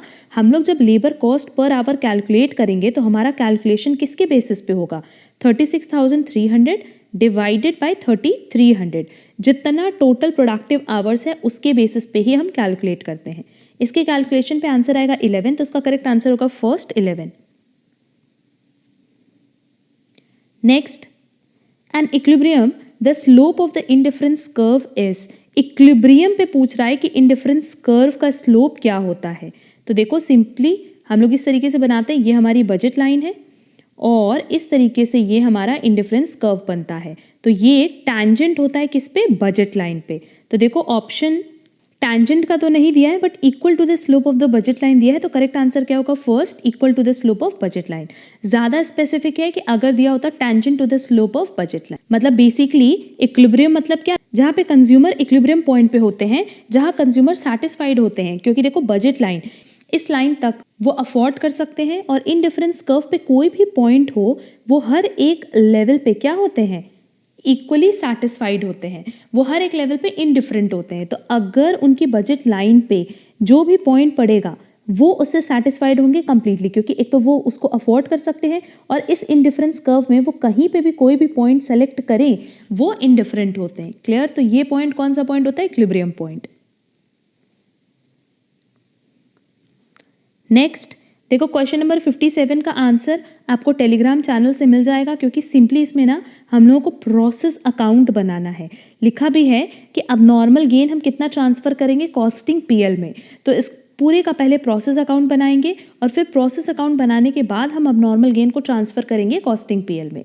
तो इसका पूरा सोल्यूशन आपको मिल जाएगा टेलीग्राम चैनल से, तो वहाँ से आप उसको डाउनलोड कर लेना। नेक्स्ट, सोशल रिस्पॉन्सिबिलिटी इज़, अब देखो हर एक ऑर्गेनाइजेशन की बात करो या इंडिविजुअल की बात करो, उनकी सोशल रिस्पॉन्सिबिलिटी तो होती है, बट अगर ऑर्गेनाइजेशन की बात करो तो वो फुलफिल करते हैं उसको CSR के फॉर्म में, that is corporate social responsibility के फॉर्म में। तो इसका करेक्ट आंसर क्या होगा? The obligation of an organisation to behave in ethical way, क्योंकि हम लोग यहाँ किसके पॉइंट ऑफ व्यू से बात करेंगे? हमेशा ऑर्गेनाइजेशन के पॉइंट ऑफ व्यू से। Next, Section 30 of the Contract Act 1872 provides the elements of wagering which does not include। अब देखो अगर वेजरिंग की बात करें तो ये हमेशा वॉइड होता है। क्यों? क्योंकि वेजरिंग कॉन्ट्रैक्ट नहीं होता, वेजरिंग अग्रीमेंट होता है। इसमें बेसिकली क्या होता है ना कि सब कुछ लक पे डिपेंड करता है। इसके होने के चांसेस भी 50% होंगे और ना होने के चांसेस भी 50%। लेट्स से ए और बी है, ए ने बी से शर्त लगाई कि अगर कल रेन हुई तो हम आपको 50,000 देंगे और अगर रेन नहीं हुई तो आप हमको 50,000 देना। तो बेसिकली यहाँ पे जो इवेंट है वो किस तरह का इवेंट है? अनसर्टेन, मतलब वो हमारे कंट्रोल में नहीं है और पूरी चीज़ें किस पे डिपेंड कर रही हैं? लक पे। तो यहाँ पे चांसेस हमेशा क्या होते हैं? जीतने और हारने के इक्वल चांसेस होते हैं। क्लियर? तो ऐसे अग्रीमेंट को हम क्या कहते हैं? वेजरिंग अग्रीमेंट, जो कि वॉइड होता है। तो क्वेश्चन में कह रहा है कि इसमें से कौन सा उसका एलिमेंट नहीं है? There are equal chances of gain और लॉस, ये तो है। No other interest of the parties is involve, ये भी है। The agreement is dependent on the occurrence of an event, ये भी है। तो इसका करेक्ट आंसर होगा नन ऑफ दीज, क्योंकि ये सारे के सारे एलिमेंट्स किसके पार्ट है? वेजरिंग अग्रीमेंट के पार्ट है। Next, section 2 subsection 46 of the companies act defines, ये लर्न कर लेना। इसका करेक्ट आंसर होगा holding company. Next, the sum of squares of deviation is least if measured from. अब देखो क्वेश्चन में हमसे पूछा sum of square of deviation, अगर सिर्फ सम ऑफ डेविएशन पूछता लीस्ट तब इसका करेक्ट आंसर क्या होता? मीडियन। बट क्योंकि हमसे क्वेश्चन में पूछा sum of square of deviation तो इसका करेक्ट आंसर होगा मीन। मतलब ये चीज़ पूछ रहा है एक्स माइनस मीन का स्क्वायर, मतलब जब हम लोग डेविएशन निकालेंगे तो नो डाउट इसकी वैल्यू 0 नहीं आएगी, बट अगर हम सम निकालते डेविएशन का मीन से तो इसकी वैल्यू 0 आती। तो यहाँ पे क्योंकि स्क्वायर लिखा हुआ है तो उस केस में लीस्ट किस वैल्यू में आएगी? मीन में। ठीक है, और अगर स्क्वायर नहीं होता तो आंसर होता median. Next, The mean of a distribution is 23, median 24, mode 25.5. It is most likely that this distribution is, इस पे हमने ऑलरेडी पहले डिटेल डिस्कशन कर लिया था कि अगर हम लोग डिस्ट्रीब्यूशन ऑफ डेटा की बात करें तो 3 चीज़ें हो सकती हैं. पहला सिमेट्रिकल हो सकता है डिस्ट्रीब्यूशन ऑफ डेटा. अगर सिमेट्रिकल है तो उस केस में हमारा mean is equal to median is equal to mode होगा. क्लियर. दूसरा होता है पॉजिटिव. पॉजिटिवली स्क्यूड तब होता है जब मीन ग्रेटर होता है मीडियन से, ग्रेटर होता है मोड से. और नेगेटिवली स्क्यूड तब होता है जब मीन लेस होता है मीडियन से, लेस होता है मोड से. तो यहाँ देखो मीन कम है मीडियन से और मीडियन कम है मोड से, तो नो डाउट यहाँ इसका करेक्ट आंसर क्या होगा, negatively skewed. Next, when amalgamation is in the nature of purchase, the counting method to be followed is, अगर परचेज है तो परचेज मेथड फॉलो करेंगे और अगर मर्जर है तो फिर कौन सा मेथड फॉलो करते हैं, पूलिंग ऑफ इंटरेस्ट मेथड. तो इसका करेक्ट आंसर क्या होगा, purchase method. Next, dash is a summary of all functional budgets in a capsule form. अब देखो ये तो डेफिनेशन ही किसकी है, मास्टर बजट की. क्योंकि बेसिकली अगर मास्टर बजट की बात करें तो ये एक ऐसा बजट है जो कि प्रिपेयर किया जाता है फ्रॉम और समराइजेज द फंक्शनल बजट. मतलब ये फंक्शनल बजट से ही बनाया जाता है, या कह लो कि फंक्शनल बजट को जब हम समराइज करते हैं तो उसका रिजल्ट क्या आता है, मास्टर बजट. तो करेक्ट आंसर क्या होगा, master budget. Next, the consumer price index is an example of which type of index. देखो अगर बेसिकली हम लोग प्राइस इंडेक्स की बात करें तो 2 तरह का हमारे पास प्राइस इंडेक्स होता है. एक होता है सिंपल और एक होता है कंपोजिट. तो सिंपल में बेसिकली हम लोग क्या करते हैं कि जो हम लोग परसेंटेज कैलकुलेट करते हैं वो करेंट प्राइस का करते हैं बेस ईयर प्राइस से. बट अगर कंपोजिट की बात करें तो इसमें हम लोग एवरेज प्राइस का कैलकुलेशन करते हैं जो चेंज होती है from current period to base period. Composite में बेसिकली हम लोग एवरेज का कैलकुलेशन करते हैं, चाहे फिर वो बेस ईयर से रिलेटेड हो चाहे वो करंट ईयर से रिलेटेड हो. तो कंज्यूमर प्राइस इंडेक्स भी सिंपली क्या होता है, summation of CI divided by summation I. यहाँ पे भी हम लोग कंपोजिट की बात करें और कंपोजिट प्राइस इंडेक्स में बेसिकली हम लोग क्या निकालते हैं, एवरेज. तो ये भी एवरेज है ये भी एवरेज है, तो करेक्ट आंसर क्या होगा, 4 कंपोजिट. नेक्स्ट देखो यहाँ लिखा है answer question 39 and 40 on the basis of following problem. A small furniture manufacturer produces tables and chairs. Each product must go through 3 stages of the manufacturing process: assembling, finishing and inspection. Each table requires 3 hours of assembly, 2 hours of finishing and 1 hours of inspection. मतलब देखो table के point of view से बता रहा है कि ये जो 3 इस मैन्युफैक्चरिंग प्रोसेस है, असेंबली, फिनिशिंग, इंस्पेक्शन, इसमें 3 घंटा चाहिए, इसमें 2 घंटा और इसमें 1 घंटा. और हर चेयर के पॉइंट ऑफ व्यू से बात करें तो उसको असेंबली में 2 घंटा चाहिए, फिनिशिंग में भी 2 घंटा चाहिए और इंस्पेक्शन में 1 घंटा. द प्रॉफिट पर टेबल इज 120. इसका प्रॉफिट कितना आ रहा है, 120. पर अगर चेयर की बात करें तो 80. इसका प्रॉफिट है 120 और इसका है 80. Currently each week there are 200 hours of assembly time available, 180 hours of finishing time and 40 hours of inspection time. Linear programming is to be use to develop a production schedule. देखो हमने overall सारा point हम लोग को यहाँ पे बता दिया है कि टेबल से मैक्सिमम कितना कमा सकते हैं, 120 ईच, और चेयर से प्रॉफिट कितना होगा, 80 ईच. इन तीनों के बारे में बता दिया कि 3 मैन्युफैक्चरिंग प्रोसेस है, तीनों में कितना कितना घंटा चाहिए टेबल चेयर का और मैक्सिमम हमारे पास कितना कितना आवर्स अवेलेबल है. अब देखो क्वेश्चन में हमसे क्या पूछा है, what would be the objective function for the above problem B. तो अगर ऑब्जेक्टिव फंक्शन बोला है तो ऑब्जेक्टिव क्या होगा, प्रॉफिट अर्न करना. और प्रॉफिट मैक्सिमम हम कितना अर्न कर सकते हैं, पर टेबल 120 अर्न कर सकते हैं एंड पर चेयर 80 अर्न कर सकते हैं. तो देख लेते हैं हमारे पास क्या ऑप्शन दिया है. देखो मिनिमाइज की तो हम यहाँ पे बात नहीं करेंगे क्योंकि ऑब्जेक्टिव है, तो ऑब्जेक्टिव में मैक्सिमाइज की बात करेंगे और मैक्सिमाइज भी किसको करेंगे, प्रॉफिट को. तो देखो हमारे पास सेकेंड ऑप्शन दिया है कि हम 120 टेबल प्लस 80 चेयर तक मैक्सिमाइज कर सकते हैं, किसको, अपने प्रॉफिट को. तो करेक्ट आंसर होगा सेकेंड. देखा क्वेश्चन कितना लेंदी था बट इसका सोल्यूशन कितना ईजी था. अब देखो यहाँ पे ना, यहाँ पे देखो क्वेश्चन नंबर बोला था 39 एंड 40, बल्कि क्वेश्चन नंबर 39 एंड 40 नहीं होगा, 66 होगा एंड 68 होगा. ठीक, तो 67 अभी हमने होल्ड किया है, 68 देखो वही सेम क्वेश्चन इन्होंने यहाँ पे रिपीट किया है. तो यहाँ पे 66 एंड 68 दोनों के लिए यही सेम प्रॉब्लम दी है जो कि ऊपर हमने रीड की थी. अब देखो क्वेश्चन में पूछा विच of the following would be necessary constraint in the problem. Constraint मतलब जिस चीज़ की कमी है, तो कमी किस चीज़ की थी, एक असेंबली टाइम अवेलेबल है 200, फिनिशिंग टाइम अवेलेबल है 180 और इंस्पेक्शन टाइम कितना अवेलेबल है 40। तो इसी की कमी है हमारे पास, ठीक है। अब देखो ऑप्शन में हमारे पास दिया है T plus C is less than equal to 180 is less than equal to 200 is less than equal to 40। Last वाला ऑप्शन तो होगा नहीं, लास्ट वाला ऑप्शन तो बेसिकली प्रॉफिट पे बेस्ड है, तो उसकी तो कोई यहाँ पे बात ही नहीं हो रही, वो तो हमने मैक्सिमाइज के सेंस में देख लिया था। तो अब देखो जो असेंबली टाइम के लिए है, तो हर टेबल में असेंबली के लिए कितना घंटा चाहिए 3t प्लस चेयर में कितना चाहिए 2 आवर्स, तो 2c is less than equal to कितना होना चाहिए 200। ये पहला कंस्ट्रेंट है। दूसरा कंस्ट्रेंट फिनिशिंग के लिए देखो 2t plus 2c is less than equal to कितना होना चाहिए 180। और लास्ट 1 घंटा इंस्पेक्शन का, तो t प्लस 1 घंटा किसका चेयर का, क्योंकि दोनों में ही 1-1 घंटा चाहिए इंस्पेक्शन के लिए, तो ये लेस देन इक्वल टू कितना है 40 आवर्स। क्लियर। तो देखो ये हमारे पास मैच हो रहा है थर्ड ऑप्शन में, और फर्स्ट और सेकंड भी कंस्ट्रेंट है बट उस वो ऑप्शन में दिया नहीं है, तो इसका करेक्ट आंसर क्या हो जाएगा third, t plus C is less than equal to 40। Clear. अच्छा ये जो क्वेश्चन हमारा 67 छूट गया था, ये देख लो। कह रहा है from the following data determine the total of output to be produced by the concern to producing sectors of an economy. अब इस क्वेश्चन को हमने पीडीएफ में इंक्लूड कर लिया है, तो इसका आंसर पहले आप टेलीग्राम चैनल से डाउनलोड कर लेना, और अगर वहाँ पे आपको डाउट होगा तो आप कमेंट बॉक्स में कमेंट करके पूछना, सो दैट हम इसको फर्दर एक्सप्लेन कर पाएँ। अच्छा इसका करेक्ट आंसर हम बता दें कि इसका करेक्ट आंसर थर्ड है, वो आप आंसर देख करके प्रॉपर तरीके से समझ पाओगे। Next, find the differential coefficient of the function of this. देखो हम इसको पूरा सॉल्व करके बता रहे हैं क्योंकि सिंपल क्वेश्चन है। देखो ये क्वेश्चन है e to the power x log x 2x square plus 3। Simple हम लोग यहाँ पे क्या करेंगे, इसको डिफरेंशिएट करना है, और डिफरेंशिएट करने के लिए यही काम कर सकते हैं कि पहले इसको एक पार्ट में रखें और इसको एक पार्ट में रखें। क्लियर। तो सिंपली क्या करेंगे ex log x, सबको फॉर्मूला होपफुली पता होगा कि इफ़ इन केस हमारे पास a b दिया है तो इसका हम डिफरेंशिएशन कैसे करते हैं, a D by D X B plus B D by D X A, है ना।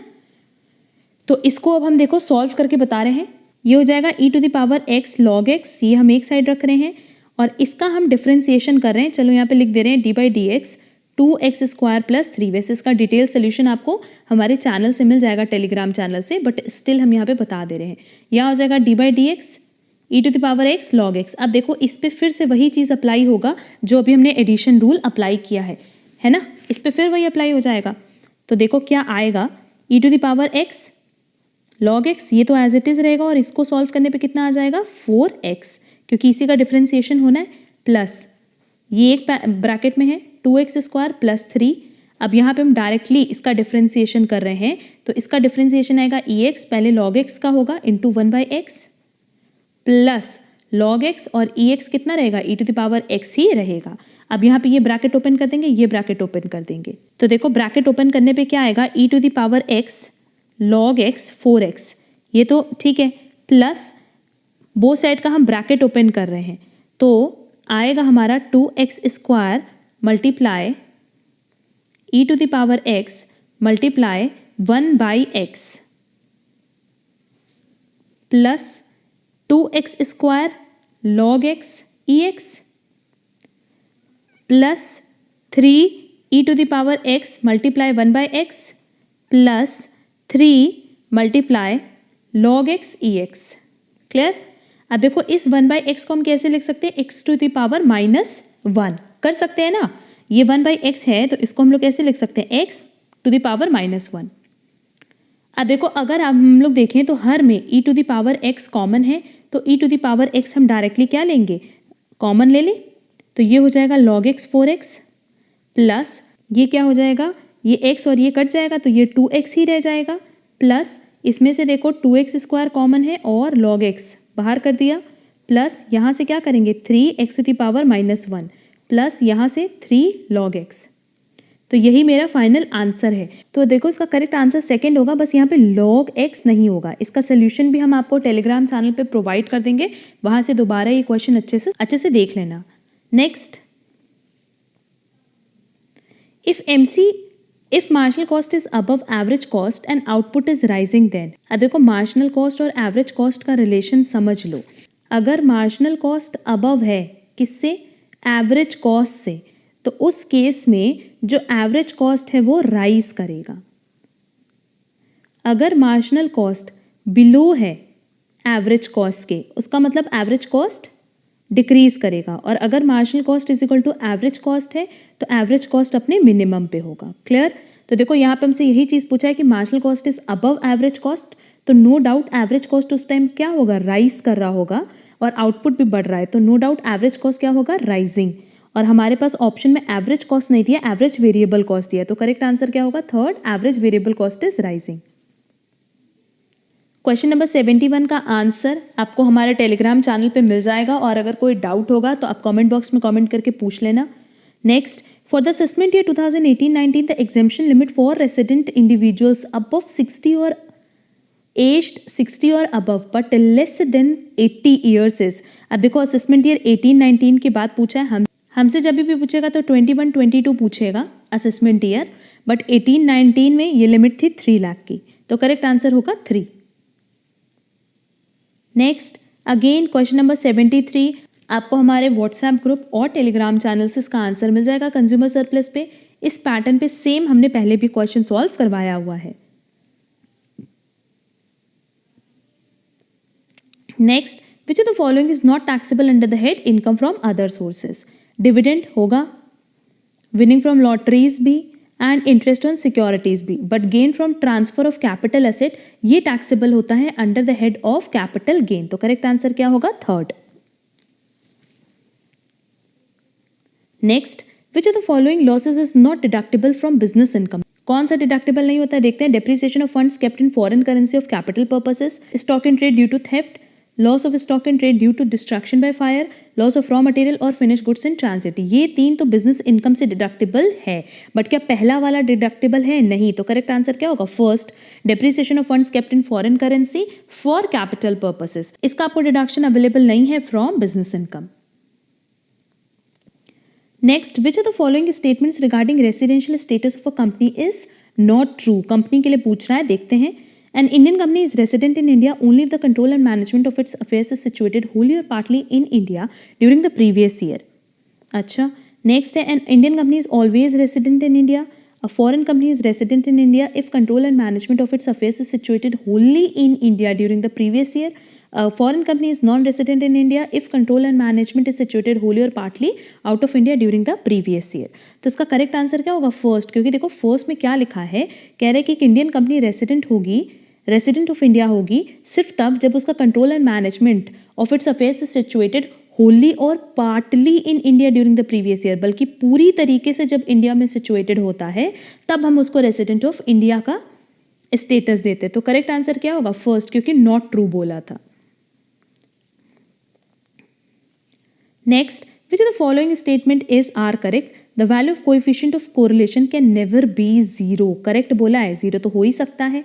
अच्छा, the two regression coefficient must have same sign, तो ये करेक्ट है क्योंकि दोनों रिग्रेशन कोएफिशिएंट का that is bxy and byx का साइन हमेशा सेम होगा, चाहे पॉजिटिव चाहे नेगेटिव। इनफैक्ट आर का दैट इज कोरिलेशन कोएफिशिएंट का साइन भी सेम होता है, चाहे पॉजिटिव चाहे नेगेटिव, इन तीनों का साइन सेम होता है, तो ये तो करेक्ट स्टेटमेंट है।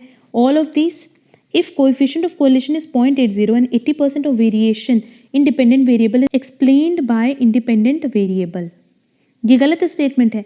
तो इसमें से हमसे क्या चूज करने बोला था? Correct statement. तो करेक्ट स्टेटमेंट क्या होगा? सेकंड। और फर्स्ट स्टेटमेंट में देखो क्या आर 0 के बराबर हो सकता है? हाँ, क्योंकि आर की जो वैल्यू होती है वो कहाँ से कहाँ तक होती है? 1 -1 से लेकर के 1 तक, तो वो -1 भी हो सकती है, 1 भी हो सकती है, 0 भी हो सकती है, तो करेक्ट आंसर क्या होगा? Second.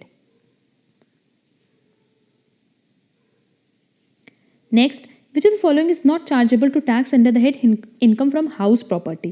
Rental income received by tenant from subletting, rental income from the shop, rental income in the hands of owner, none of these। देखो ये जो सबलेटिंग है ना, ये चार्जेबल होती है इनकम फ्रॉम अदर सोर्सेज में, ना कि हाउस प्रॉपर्टी में, तो करेक्ट आंसर क्या होगा? First. Next, which one of the following statement is not true concerning LLP? Low compliance cost, ये तो करेक्ट है। Hybrid system of partnership and company, ये भी करेक्ट है। Most suitable for SMCs that is a small and medium enterprises, ये तीनों तो correct है, but can not suitable for service sector.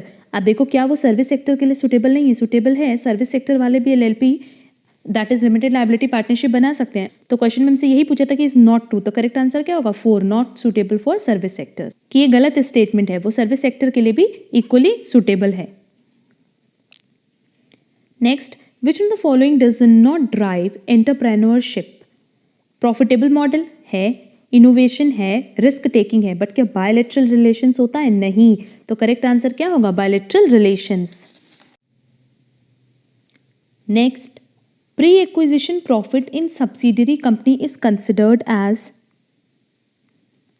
अब ये बेसिकली होल्डिंग सब्सिडरी की बात कर रहा है, जहां हम लोग बात करते हैं कंसोलिडेटेड बैलेंस शीट की। तो क्वेश्चन में हमसे कह रहे हैं pre acquisition profit in subsidiary company. जब सब्सिडरी कंपनी को होल्डिंग कंपनी अक्वायर करती है तो बेसिकली उस टाइम हम लोग दो तरह का प्रॉफिट कैलकुलेट करते हैं, एक प्री और एक पोस्ट। प्री प्रॉफिट को हम लोग क्या करते हैं? कैपिटलाइज करते हैं। एंड अगर पोस्ट की बात करें तो वो बेसिकली नॉर्मली जैसे हम लोग दिखाते हैं अपने प्रॉफिट को उसके साथ मर्ज कर देते हैं। क्लियर? तो ये जो प्री प्रॉफिट है दैट इज जो बेसिकली हम लोग कैपिटलाइज कर रहे हैं वो दो फॉर्म में करते हैं, either in the form of goodwill और कैपिटल रिजर्व। बट इसको हम लोग बोलते क्या है? इसको हम लोग बोलते हैं कैपिटल प्रॉफिट। तो इसका करेक्ट आंसर क्या होगा? First, capital profit. Next, Keynes famous 3 motives for holding money are. अब देखो उनका 3 मोटिव्स कौन कौन सा था? Transaction motive, precautionary motive and speculative motive. तो इसका करेक्ट आंसर सेकंड है। बट बेसिकली वो जो मनी होल्ड करने की बात कर रहे हैं या फिर बात करते हैं डिमांड फॉर मनी की, तो ट्रांजैक्शन मोटिव में जो डिमांड फॉर मनी होता है वो होता है सो दैट आप अपने रेगुलर पेमेंट्स टाइम पे कर पाओ। तो रेगुलर पेमेंट्स करने के लिए जब पैसे की डिमांड होती है तो उसको हम कहते हैं ट्रांजैक्शन मोटिव। प्रिकॉशनरी मोटिव होती है कि अगर किसी तरह की कोई अनफोर्सीन कंटिजेंसीज अराइज होगी, दैट इज कोई ऐसी कंटिजेंसीज जो आज आपको नहीं दिख रही बट फ्यूचर में अराइज हो सकती है, तो उसके लिए जो पैसे की डिमांड होती है that is demand for money, उसको हम कहते हैं प्रिकॉशनरी मोटिव। और स्पेकुलेटिव मोटिव होता है for other type of uncertainties. Clear? तो क्वेश्चन में यही पूछा था कि कीन्स के अकॉर्डिंग आप मनी क्यों होल्ड करते हो? तो तीन ही चीज के लिए तो कर सकते हो। पहला, रेगुलर पेमेंट करने के लिए, दूसरा अनसर्टेन कंटिजेंसीज के लिए, और तीसरा अनसर्टेनिटीज के लिए। That is transaction motive, precautionary motive and speculative motive. Clear? Next, share capital suspension account is open when application money is received but balance sheet is prepared before allotment of shares। Share capital suspension account हम तभी open करते हैं जब हमें application money तो मिल गया but balance sheet कब बनाई जा रही है? Before allotment of shares. Shares के अलॉटमेंट के पहले ही अगर हम बैलेंस शीट बना रहे हैं तो ये जो पैसा हमें एप्लीकेशन मनी के फॉर्म में मिला है उसको हम लोग कहाँ दिखाएंगे? शेयर कैपिटल सस्पेंशन अकाउंट में। क्लियर? हमने क्या बोला कि जैसे ही हमें एप्लीकेशन का पैसा मिलता है, मान लो करंट ईयर में एप्लीकेशन पैसा मिला तो हम उसे शेयर का अलॉटमेंट कर देते हैं। तो if in case balance sheet में हम एक साइड बैंक दिखाएंगे तो एक साइड शेयर कैपिटल भी तो दिखाते हैं। बट इस क्वेश्चन में पूछा था कि शेयर कैपिटल सस्पेंशन अकाउंट कब होता है। अब हम ये कह रहे हैं कि अगर मान लो हमें एप्लीकेशन का पैसा मिल गया तो भाई हम बैंक तो दिखा रहे हैं अपनी बैलेंस शीट में, पर हमने शेयर का अलॉटमेंट नहीं किया तो शेयर कैपिटल हम नहीं दिखा सकते। तो शेयर कैपिटल की जगह हम क्या दिखाएंगे? Share capital suspension account. Clear? तो शेयर कैपिटल सस्पेंशन अकाउंट तभी ओपन होगा जब आपको शेयर कैपिटल के लिए एप्लीकेशन मनी मिल गया बट अभी आपका शेयर अलॉटमेंट होना है, और शेयर अलॉटमेंट के पहले ही कंपनी ने बैलेंस शीट फाइनलाइज कर दी। तो उस केस में वो पैसा जो आपको एप्लीकेशन मनी के फॉर्म में मिला है वो आप बैलेंस शीट में दिखाओगे, बट साथ ही साथ आप शेयर कैपिटल नहीं दिखा के शेयर कैपिटल सस्पेंशन अकाउंट दिखाओगे। तो करेक्ट आंसर होगा first. Next, in make or buy decision it is profitable to buy from outside when the supplier's price is below the firm's own। अब देखो question में कह रहा है कि मेक और बाय दो चीज़ होती है, चाहे तो आप बना करके बेचो चाहे वही चीज़ आप खरीद के भी बेच सकते हो। बट बनाने और बेचने के पीछे हमारा जो मोटिव होता है वो ये होता है कि हमारी कॉस्ट कहाँ कम आ रही है। क्लियर? अब कॉस्ट में भी दो तरह की कॉस्ट होती है, एक होती है फिक्स कॉस्ट और एक होती है वेरिएबल कॉस्ट। तो फिक्स कॉस्ट तो देखो एट एनी कॉस्ट आपको बियर करना पड़ेगा, फिर भले आप बना करके बेच रहे हो चाहे आप खरीद करके बेच रहे हो। बट वेरिएबल कॉस्ट आपको देखनी होती है कि कहाँ आपकी कमाएगी। अगर वेरिएबल कॉस्ट बनाने में कम है तो आप बना के बेचोगे, अगर खरीदने में कम आ रही है वेरिएबल कॉस्ट तो आप खरीद करके बेचोगे, क्योंकि अल्टीमेटली आपकी सेल प्राइस फिक्स होती है और आपको उस पे ज़्यादा से ज़्यादा प्रॉफिट अर्न करना होता है। तो ज़्यादा प्रॉफिट अर्न करने के लिए आपको अपनी कॉस्ट प्राइस कम रखनी होती है। क्लियर? तो जहाँ आपको फ़ायदा होता है आप वहीं काम करते हो अपने बिजनेस में, चाहे बना के बेचना चाहे खरीद के बेचना। अब क्वेश्चन में हमसे कह रहा है कि इन मेक और buy decision it is profitable to buy from outside only when the suppliers price below the firm's own variable cost. अभी हमने बोला कि अगर मान लो हमारा जो बनाने का खर्चा है वो आ रहा है 10 रुपये और उसको खरीदने का जो खर्चा है वो आ रहा है 8 रुपये, तो नो डाउट हम क्या करेंगे, खरीद लेंगे और फिर खरीद करके उसको मार्केट में बेचेंगे। क्लियर? क्योंकि ये दोनों बेसिकली किसकी बात कर रहा है, कॉस्ट की। और देखो हम यहाँ पे फिक्स कॉस्ट की बात क्यों नहीं करें, क्योंकि लेट्स से हमने एक फैक्ट्री ली, हम उस फैक्ट्री में ये काम कर रहे हैं, तो उस फैक्ट्री का जो रेंट है वो तो हमें देना ही पड़ेगा, फिर चाहे हम प्रोडक्ट को बना के बेचें चाहे खरीद के बेचें। क्लियर है? तो यही चीज़ कह रहा है कि अगर सप्लायर प्राइस मतलब बाहर से खरीदने का आपको जो प्राइस है वो अपने वेरिएबल कॉस्ट से अगर कम पड़े तो उस केस में आप खरीद के बेचोगे। अदरवाइज अगर आपको सप्लायर प्राइस ज़्यादा पड़ती वेरिएबल कॉस्ट से तो आप बना के बेचते। मतलब suppliers price is less than variable cost, इस केस में हम क्या करेंगे, बाई। और suppliers price is greater than variable cost, तो उस केस में हम क्या करेंगे, मेक। क्लियर? बस इतना ध्यान रखना कि बनाने या खरीदने के लिए हमें डिसीजन किस पे बेस्ड रखना होता है, अपना वेरिएबल कॉस्ट पे। तो उसका करेक्ट आंसर क्या होगा, 4 वेरिएबल कॉस्ट। नेक्स्ट अब देखो क्वेश्चन नंबर 85 का सोल्यूशन हमने अपने टेलीग्राम चैनल पे अपलोड किया है। अब वहाँ से ये क्वेश्चन पहले देख लेना, अगर आपको कोई डाउट होगा तो आप कमेंट बॉक्स में कमेंट करके पूछना, हम आपको समझा देंगे। बट यहाँ मैक्सिमम क्वेश्चन जो है ना हमारे CISI के हैं, उसमें आपको प्रॉब्लम नहीं होगी क्योंकि सारे क्वेश्चन सिर्फ फॉर्मूला बेस्ड हैं। Next fix cost is a, fix cost simple सी बात है कि एक ऐसी कॉस्ट है जो कि पर यूनिट चेंज नहीं होती। जैसे इसका एक एग्जांपल लो कि लेट्स से हमने अपनी फैक्ट्री स्टार्ट की है और वहाँ का हमें रेंट पे करना है, तो रेंट क्या पर यूनिट के हिसाब से होगा, नहीं। आप 0 यूनिट बनाओ तो भी आपको fix rent, let's say rent की वैल्यू है 20,000, तो आप 0 यूनिट बनाओगे तो भी आपको 20,000 रेंट देना पड़ेगा। आप 1000 यूनिट बनाओगे तो भी आपको 20,000 रेंट देना पड़ेगा। मतलब ये जो रेंट है क्या इसका यूनिट के बेसिस पे कोई फ्लक्चुएशन होगा, नहीं। इसका प्रोडक्शन से कोई लेना देना नहीं होता। क्लियर? तो देखो इसका आंसर क्या होगा, which do not change in total during a given period despite changes in output. Clear? वैसे अगर मान लो सैलरी है तो सैलरी भी फिक्स होती है, सैलरी इस पे डिपेंड नहीं करती कि कितना प्रोडक्शन हुआ है। जिस एम्प्लॉय की सैलरी 50,000 है उसकी फिक्स 50,000 ही रहनी है, उसकी प्रोडक्शन के बेसिस पे सैलरी नहीं चलती। क्लियर? तो करेक्ट आंसर क्या होगा, first. Next, a person is said to be of unsound mind for the purpose of making a contract as per the section 12 of the Contract Act 1872 if he is unsound mind मतलब जो basically जिसका दिमाग काम ना कर रहा हो, basically हम लोग उसको पागल कहते हैं। पागल के लिए भी एग्जैक्ट वर्ड होता है ल्यूनेटिक, इडियट। तो अनसाउंड माइंड मतलब जिसका दिमाग सही से काम नहीं कर रहा हो।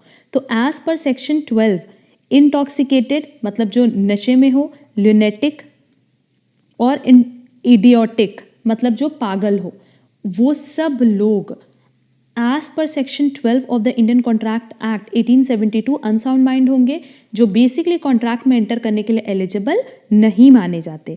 मतलब इन लोगों के साथ अगर आपने कोई कॉन्ट्रैक्ट किया तो क्या वो कॉन्ट्रैक्ट वैलिड होगा, नहीं, वो कॉन्ट्रैक्ट कैसा होगा, वॉइड। तो उसका करेक्ट आंसर क्या होगा, ऑल ऑफ दीज। इंटॉक्सिकेटेड भी अनसाउंड माइंड की कैटेगरी में है, ल्यूनेटिक भी और इडियोटिक भी। Next, a person buys 15 kg of rice, 5 kg of dal, 2 kg of sugar. Rice की कॉस्ट दी है, दाल की कॉस्ट दी है, शुगर की कॉस्ट दी है। Representing the quantities bought by a row matrix and the prices by a column matrix determine the total cost of the commodities bought by the person.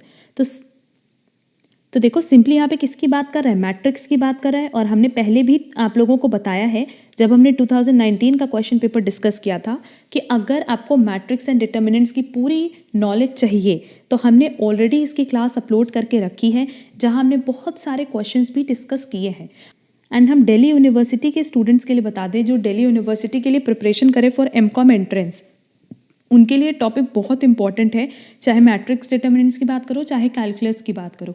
ये दोनों ही टॉपिक आपके एग्जाम के लिए बहुत रेलेवेंट है, क्योंकि जनरली आप लोग सोचते हो कि ये टॉपिक छोड़ के भी चले जाएंगे तो एंट्रेंस में सिलेक्शन हो जाएगा, बट यही सब टॉपिक ऐसा है जिसकी वजह से कहीं ना कहीं 1-2 मार्क्स की वजह से आपका एंट्रेंस एग्जाम रुकता है, क्योंकि मैट्रिक्स डिटर्मिनेंट्स कैलकुलस मैक्सिमम बच्चे छोड़ करके जाते हैं, मैक्सिमम स्टूडेंट्स उसकी प्रिपरेशन नहीं करके जाते हैं। तो हमारा ये सजेशन है कि जब अभी आपके पास इतना सफिशिएंट टाइम है तो आप उसके लिए अच्छे से प्रैक्टिस कर लो। तो देखो यहाँ पे क्वेश्चन में बोला है कि हम रो मैट्रिक्स में किसको दिखाएंगे, क्वांटिटीज़ को।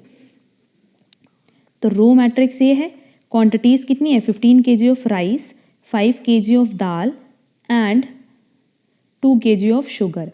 और कह रहा है कॉलम मैट्रिक्स में हम दिखाएंगे प्राइस को। तो ये कॉलम मैट्रिक्स है, प्राइस कितनी थी, 10 रुपये थी राइस की, 30 रुपीज़ थी दाल की और 15 रुपीज़ थी शुगर की।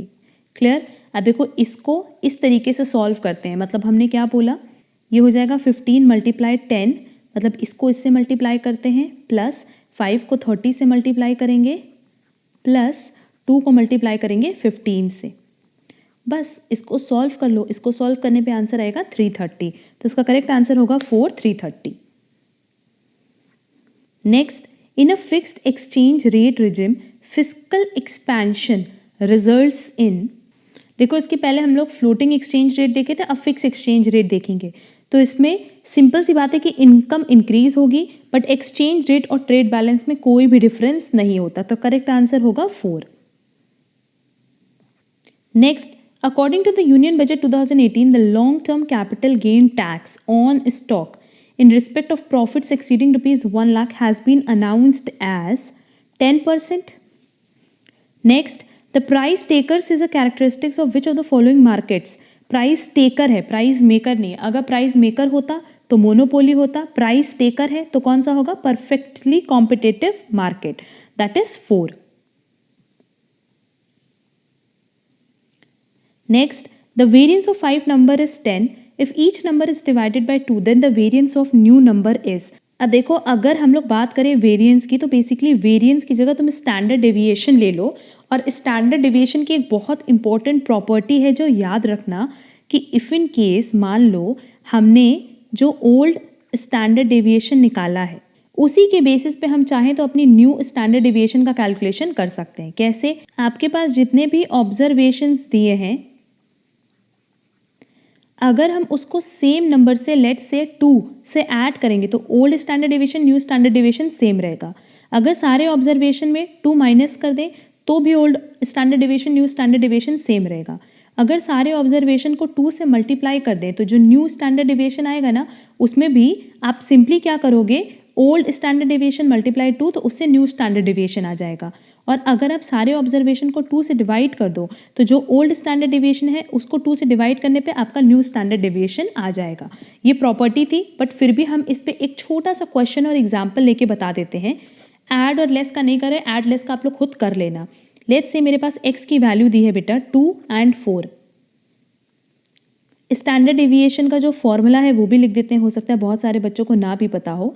Summation x square divided by n minus summation x divided by n का होल स्क्वायर, ये स्टैंडर्ड डेविएशन है। ठीक, तो एक्स स्क्वायर कितना हो जाएगा, 2 2 4, 4 4 16, तो इसका टोटल 20 है, इसका टोटल 6 है।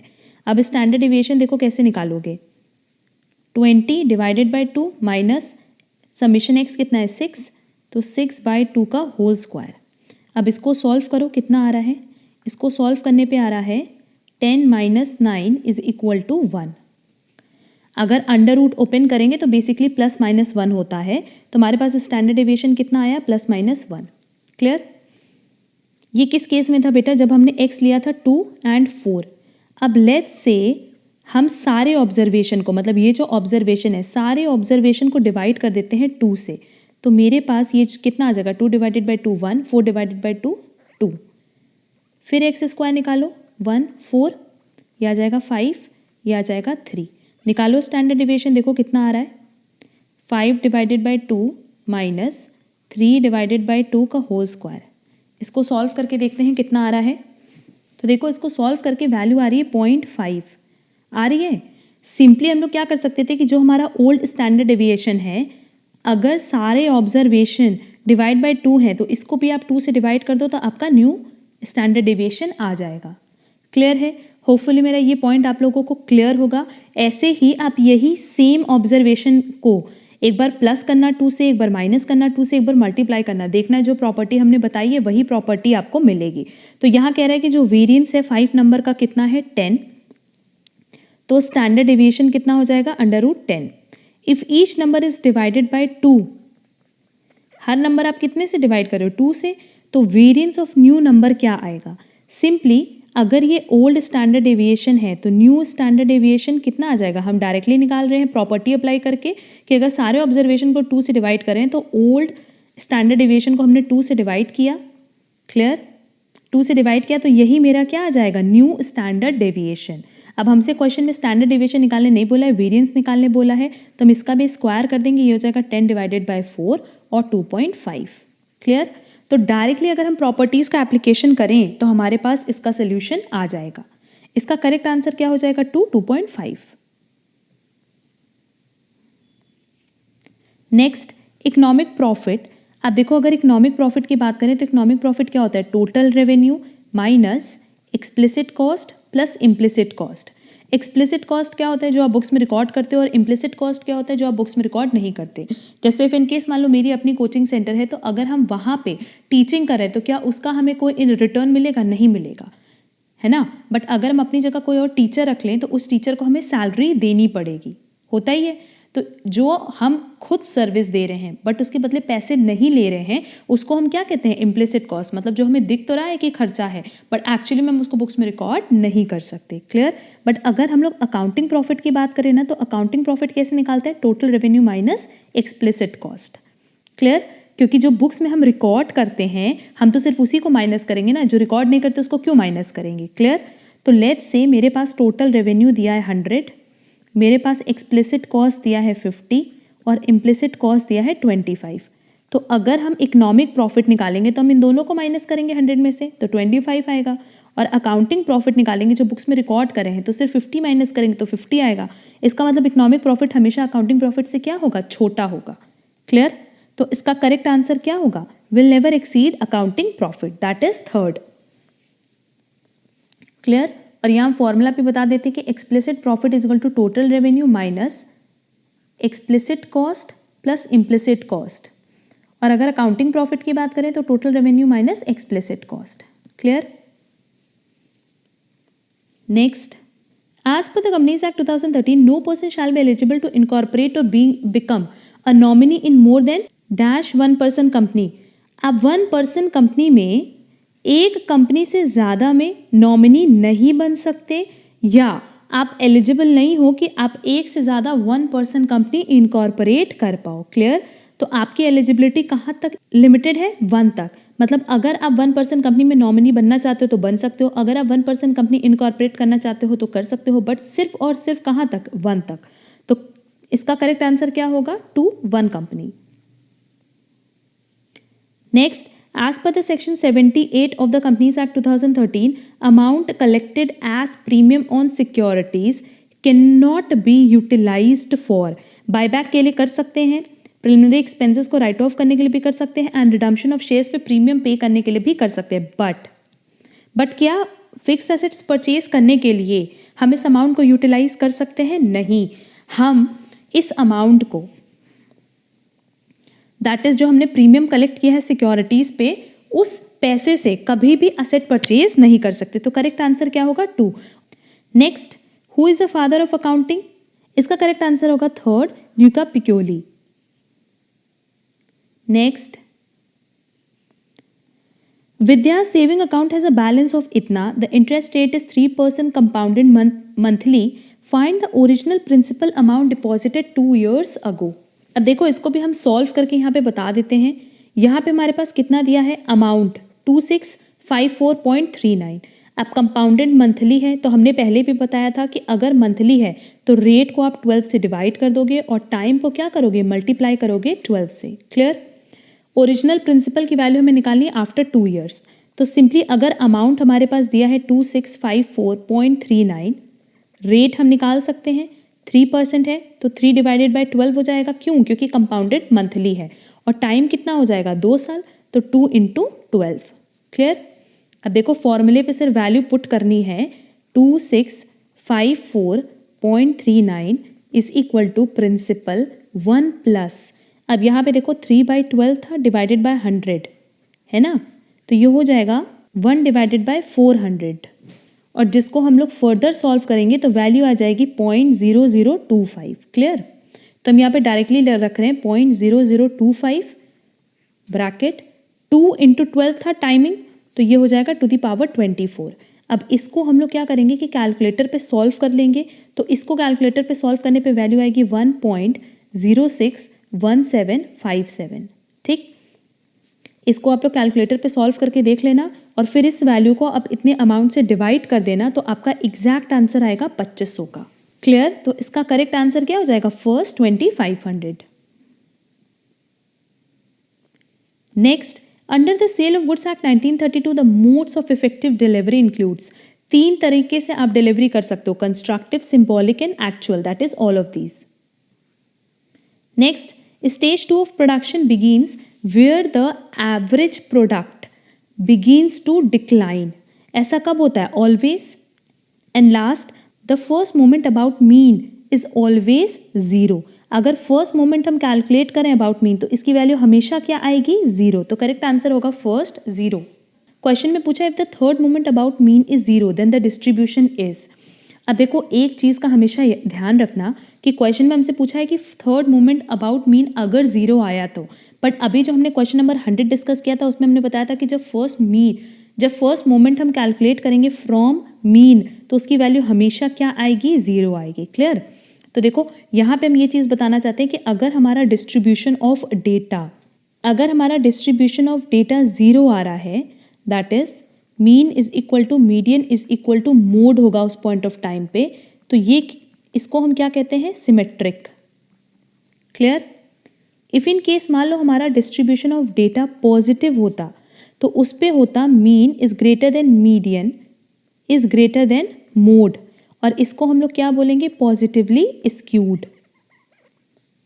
एंड इफ इन केस हमारा डिस्ट्रीब्यूशन ऑफ डेटा नेगेटिव होगा तो उस केस में क्या होगा, mean is less then median is less then mode, और उसको हम लोग क्या कहते हैं बेटा, नेगेटिवली स्क्यूड। क्लियर, तो देखो यहाँ पे ये बोल रहा है कि 0 है और 0 है, इसका मतलब mean is equal to median is equal to mode होगा, मतलब सिमेट्रिकल की हम बात करें तो करेक्ट आंसर होगा 4 सिमेट्रिकल। और बाकी दोनों पॉइंट भी रेलेवेंट जो थे वो हमने बता दिए, क्योंकि कहीं ना कहीं ये क्वेश्चन एग्जाम में पूछता ही है, तो ये पॉइंट्स आप अच्छे से याद रखना कि अगर हमारा डिस्ट्रीब्यूशन ऑफ डेटा 0 है तो हम लोग सिमेट्रिकल की बात कर रहे हैं, अगर पॉजिटिव है तो पॉजिटिवली स्क्यूड और नेगेटिव है तो नेगेटिवली स्क्यूड, बट उस पॉइंट ऑफ टाइम पे मीन मीडियन मोड का क्या रिलेशन है वो भी हमने यहाँ पे डिस्कस कर लिया। और क्वेश्चन नंबर 100 में सीधे ये पूछा था कि जो फर्स्ट मोमेंट होगा अबाउट मीन्स ये हमेशा क्या होगा, 0, तो ये लर्न कर लेना ज़रूर से, ये क्वेश्चन भी बहुत इंपॉर्टेंट है एग्जाम पॉइंट ऑफ व्यू से।